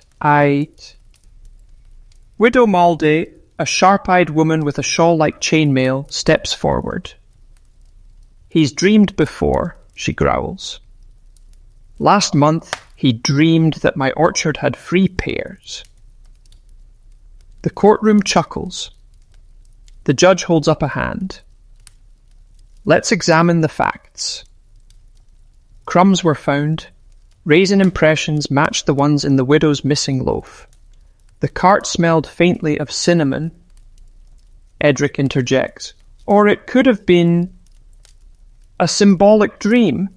Maybe the real loaf was spiritual, and the crumbs were coincidence." The second judge tilts his head. "You're saying the evidence is metaphysical?" "I'm saying," Edric replies, "that the dream led me. I did not lead the dream." Even the clerk pauses mid-scribble. This is advanced nonsense, you think, but also impressively performed. The judge sighs. "We'll allow a brief test of sincerity." He nods to the assistant wig keeper, who produces a bowl of raw onion. Edric looks puzzled. "What's that for?" Breathe it in, the judge says. Truth makes you weep, lies make you sweat. You have absolutely no idea if this is a real tradition. No one else does either. But Edric obeys, leans in, inhales deeply, and sneezes violently. The court waits. Both, the clerk observes. He wept and sweated. The rooster crows. The judge pinches the bridge of his nose, now thoroughly tired of dream logic, flying bread, and nasal-based justice. Finally, he renders judgment. Edric, he says, whether you stole the bread in body or merely in spirit, it is clear the loaf ended up in your care. You are ordered to replace the widow's bread with 2 fresh loaves by week's end, one of which must include raisins properly spaced. And should you dream again, kindly keep it to yourself. The gallery chuckles. Edric bows deeply. Thank you, my lords. I shall dream with more discipline. As he departs, Widow Maldy mutters, if he dreams about my butter churn, I'll dream about my broomstick.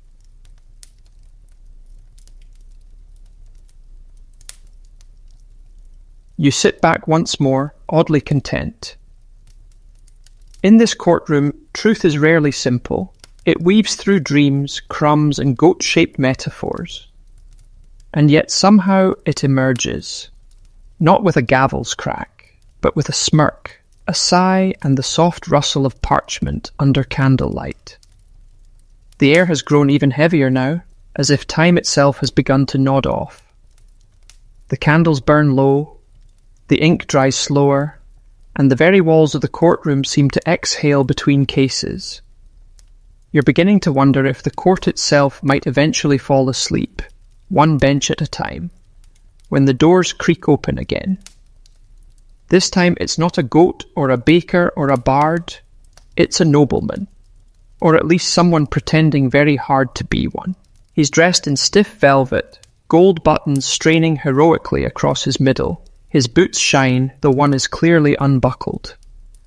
A plume sits atop his hat, slightly wilted, and a signet ring dangles too loosely on his thumb.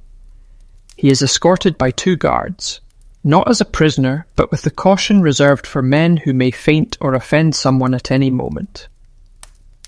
The clerk stands. The Honourable Sir Edron of Lomere, appearing on behalf of himself, regarding slander most vile. The gallery sits straighter. This sounds serious. Sir Edron bows deeply, or begins to, then seems to reconsider halfway and simply nods. His eyelids flutter. He launches into his speech. My name has been dragged through the mud, good sirs and madams. Rumours spread that I, Edran of Lomere, did flee from a goose, that I shrieked, that I took shelter behind a milkmaid.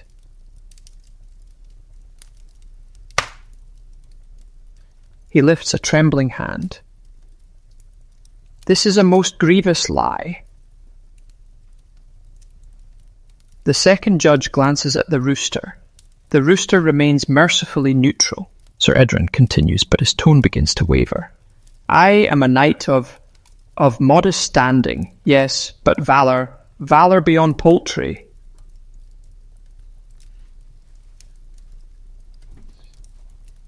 You blink, then you see it.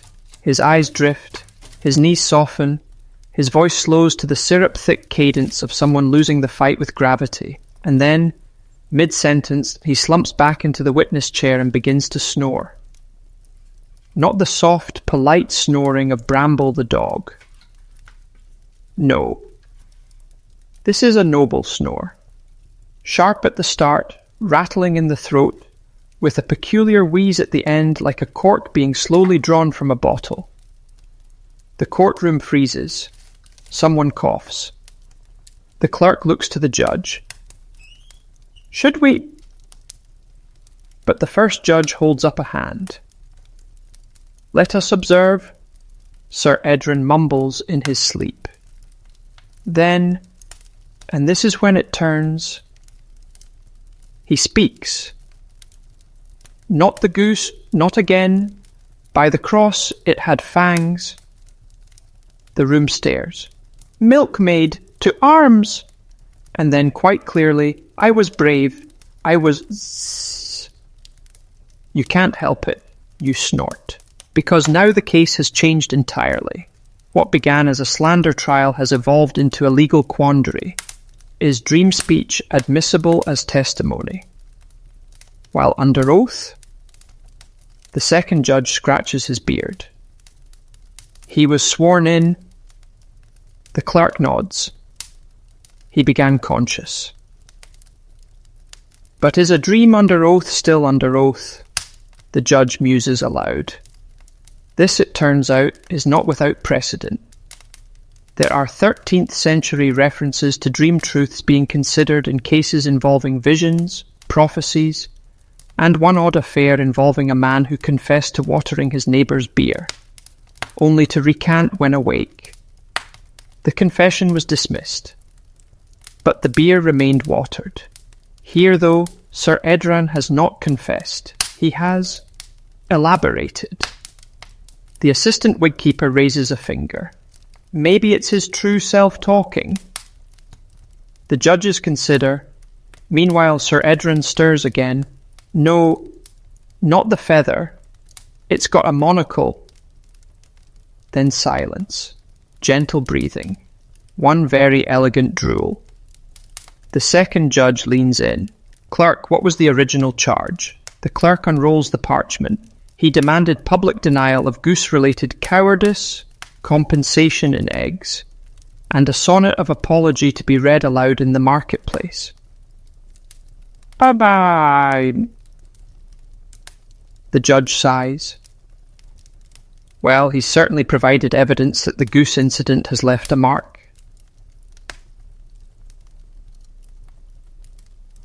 The courtroom nods. The rooster fluffs its feathers, but offers no objection. At last the first judge speaks. This court finds that, while Sir Edran sought to disprove cowardice, his subconscious testimony affirms the event occurred, albeit dramatised by feathered monstrosities. He taps his fingers together. Therefore, the rumour may stand, though amended. He turns to the clerk. Record as follows. Sir Edran did not flee a goose, but rather a goose-shaped terror, real or imagined, and sought shelter in the vicinity of a milkmaid. The clerk nods. The judge continues. No fine shall be imposed, but we recommend Sir Edran rest, seek less judgmental poultry, and perhaps invest in quieter footwear. There is a moment of stillness, then warm chuckles. Sir Edran, still asleep, mutters, Bring the jam, I'm ready.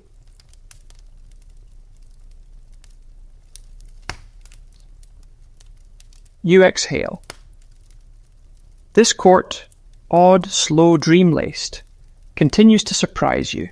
Here, honour can be defended in sleep, as long as the dream is vivid and the goose is metaphorical.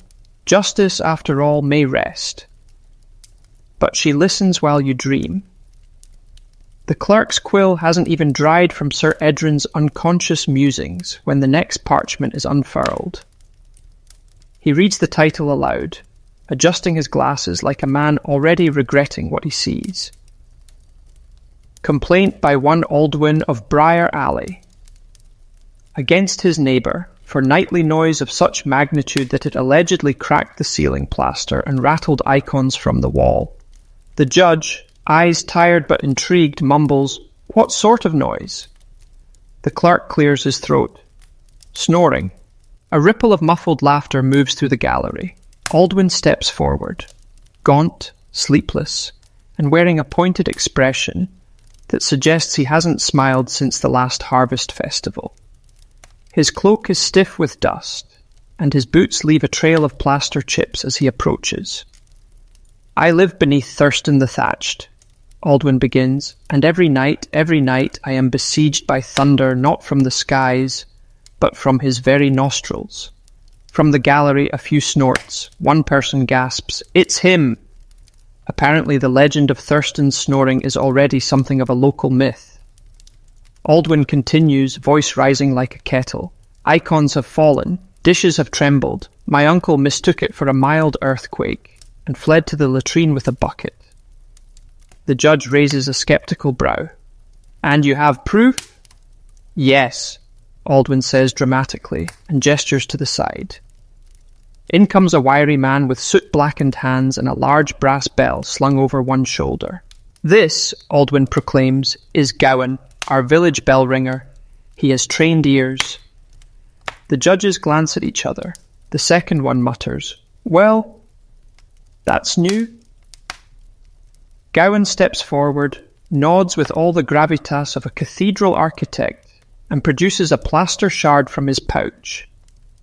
Found this beneath the saint's niche in Aldwin's room, he says. No tremor recorded that night, but I did hear something. The courtroom leans in. Gowan continues, It came in waves like a deep foghorn crossed with a boiling cauldron. I could feel it in my teeth. The clerk scribbles, underlining teeth vibrations. Now it's time for the defence. Thurston the Thatched is led forward, a man of generous build and serene demeanour, as if snoring through walls is simply the way he breathes joy into the world. He smiles placidly. I've always snored, he shrugs. My mother said I came into the world snoring. The midwife fainted. The judge asks, Are you aware of the impact on your neighbours? Thurston blinks slowly. I live upstairs. Sound rises, does it not? The assistant wigkeeper raises a tentative finger. Only if it's warm air, not nose air. Everyone pauses to consider this. Aldwin interjects, desperate now. It isn't just volume, it's the variation. He snores in moods, sometimes like a sawmill, sometimes like a sorrowful cow. The rooster clucks once as if sympathizing. The judge leans back. This requires a demonstration. There's a collective intake of breath. You want him to sleep? The clerk asks, half horrified, half curious. The judge nods solemnly. A brief nap, a neutral cot. Gowan, prepare your ears. So they do. A bench is cleared, a wool blanket fetched. Thurston removes his boots, folds his arms over his belly, and within moments, he is gone. And the sound begins. It is extraordinary. It begins softly, a rumble, like thunder trapped under soup. Then rises to a growl, not threatening, but powerful. A deep inhale that feels like it might suck in the courtroom itself. The rooster jumps. Gowan closes his eyes, head cocked, as if listening for angels. Then, the sound peaks. A great wheeze followed by a sudden snork, and a 3-beat staccato puff that resembles distant cannon fire. Plaster dust flutters from the rafters. The gallery gasps. Aldwin weeps with vindication. The judge raises his hand. Enough! Thurston is gently jostled. He wakes with a yawn and a smile. Was I? Yes, the second judge says. Quite. The judges confer. The rooster resumes preening.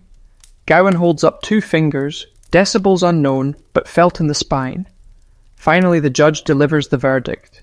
This court acknowledges that while snoring is not a crime, the structural consequences of excessive nasal resonance may constitute a civil concern. He turns to Thurston. You are hereby ordered to install straw mats along your floorboards, sleep facing away from the east wall, and provide Aldwin with a pot of lime to repair the ceiling.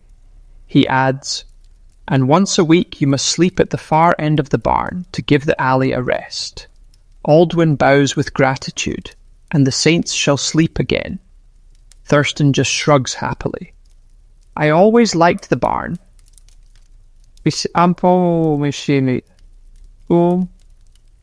As they leave, one lighter, one victorious, The clerk finishes the record under the new legal term. Resonant disturbance of domestic serenity.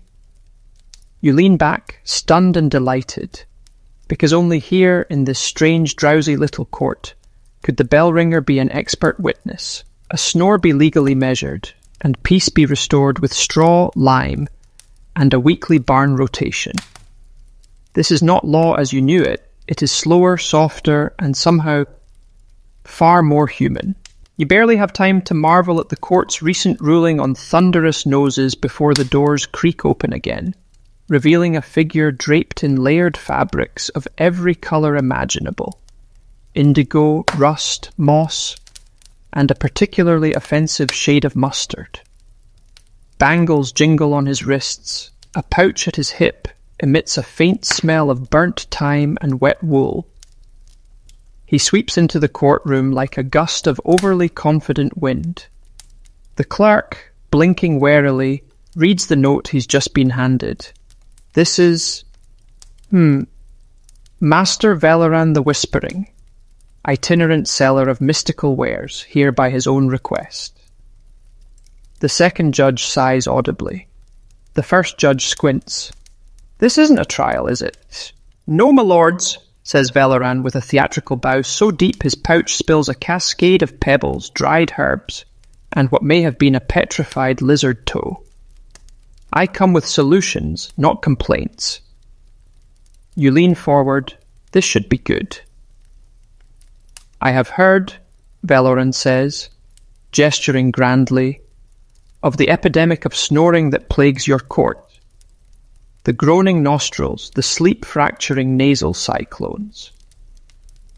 I offer charms.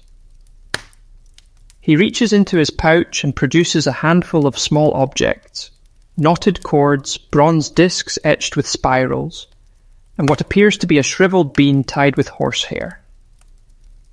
These, he announces, ward off the snore, hung above the bed, tied to the ankle, or, in extreme cases, placed beneath the tongue.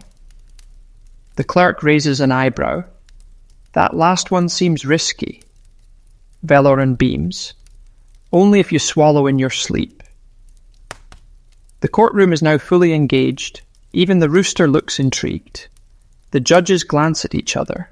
The second shrugs. The first says, "Very well. Demonstrate."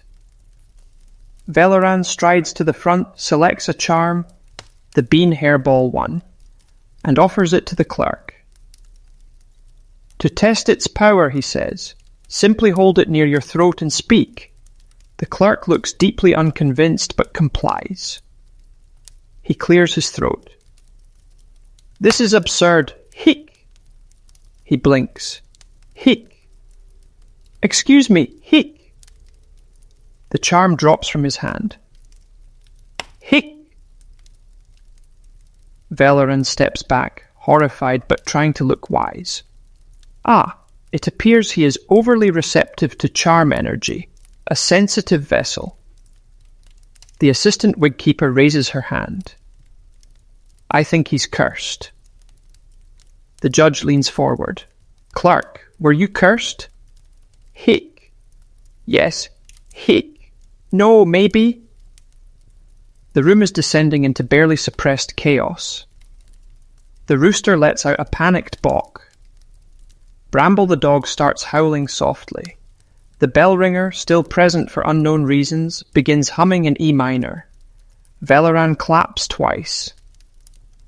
I shall now perform a counter-ritual, the second judge interrupts. Absolutely not.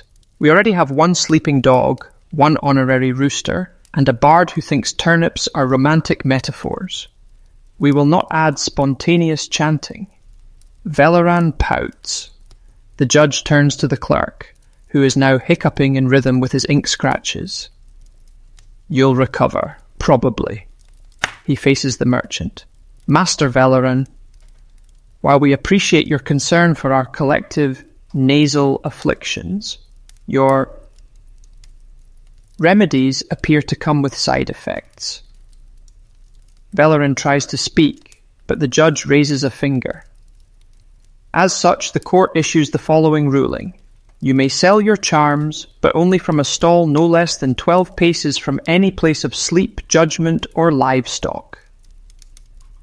A chuckle ripples through the gallery. The judge adds, and if any future hiccup-related incidents arise, you shall be summoned as a consultant, not a healer. Velerin bows, clearly taking this as a victory. As he jingles out the door, the assistant wig-keeper leans over to the clerk and offers him a small mug of water. Hi. You smile into your sleeve, because here in this strange court of dream logic and sleepy truths, even charlatans get due process. And curses are treated with the same solemnity as goats, ghosts, and flammable muffins. The snoring continues, the rooster sleeps, the law, somehow, holds. By now the sun outside has slipped so low that its rays stretch long and golden across the courtroom floor, pooling like spilled honey beneath the benches. The air has turned dusky, candles are lit again, their flames small and steady, casting shadows that sway like tired dancers along the walls. It feels, in every way, like the end of something. The clerk, still gently hiccuping but scribbling dutifully, reads out the day's final case. Petition submitted by Mistress Elfrida of Haycross, concerning the matter of time. The courtroom tilts slightly, confused. A woman steps forward, old but upright, with eyes like polished flint, and hair tucked under a woolen cap. She walks with a carved stick and the kind of quiet that makes people pay attention. The judge straightens. Mistress Elfrida, what grievance brings you before us? She pauses, breathes in slow and deep. I request a ruling, she says, on whether this court and this town might finally declare an official bedtime. A collective murmur. Elfrida nods. People argue in the streets long past dark. Roosters are confused. Neighbours throw slop at ghosts. I say enough. Let us name an hour, and let that hour bring silence. You blink. She's asking the court to legislate sleep. The second judge leans in. A curfew? A ritual, she corrects him. Not by force, by agreement. We've ruled on snoring, sleep tonics, prophetic bread dreams, and goats with guilt. But still no one rests. She taps her stick against the floor, once. Let this court not only solve disputes, let it end the day. And somehow, it makes sense. The judges confer quietly. Even the rooster leans forward slightly. Bramble the dog lets out a long sigh and shifts closer to the hearth. After a long silence, the first judge speaks, voice slower, lower now. This court acknowledges that in this village, sleep has been litigated, stolen, defended, sung about, dreamt through, and cursed with hiccups. A faint giggle from the assistant wig keeper. The clerk hiccups once in agreement. He continues. It is the opinion of this court that sleep, like bread, like love, like goats, requires not only protection, but permission.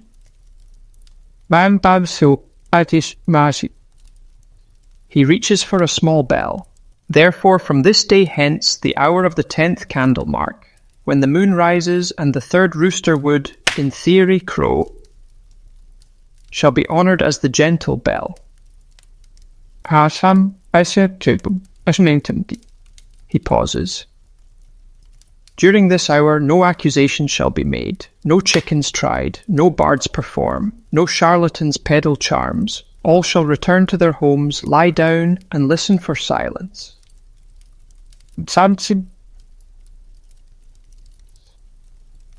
courtroom, so often bustling with snores and laughter, is hushed.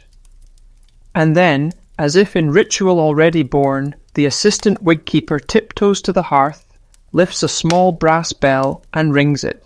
Once. The sound is clear, soft, like the beginning of a lullaby. You sit, absorbing it. It doesn't command. It simply invites. The rooster doesn't protest. The goat, still loitering in the hallway, bleats once, then lies down.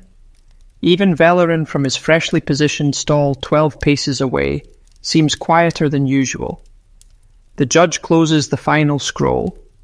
The clerk writes the last line, then caps his ink and sighs. Hic! And then finally nothing more. And you? Well, you feel it too. The great weight of the day, not just from parchment and testimony, but from stories. From dream loaves and haunted onions and snoring monks and theatrical goats. It all folds gently into something simpler now. The kind of tired that feels earned. The kind that doesn't come from exertion, but from listening. And in this moment, the courtroom no longer feels like a place of judgment, but a place where the day can exhale. So as the fire dims to its last amber glow, and the candlelight softens into flickering gold, and the chairs creak as bodies begin to rise and stretch, you stay a little longer, just to listen. To the silence. To the end of stories. To the hush that follows laughter. And finally, as the bell's echo fades into nothing, you let your eyes close too, because now the world can sleep. End of script. Sweet dreams.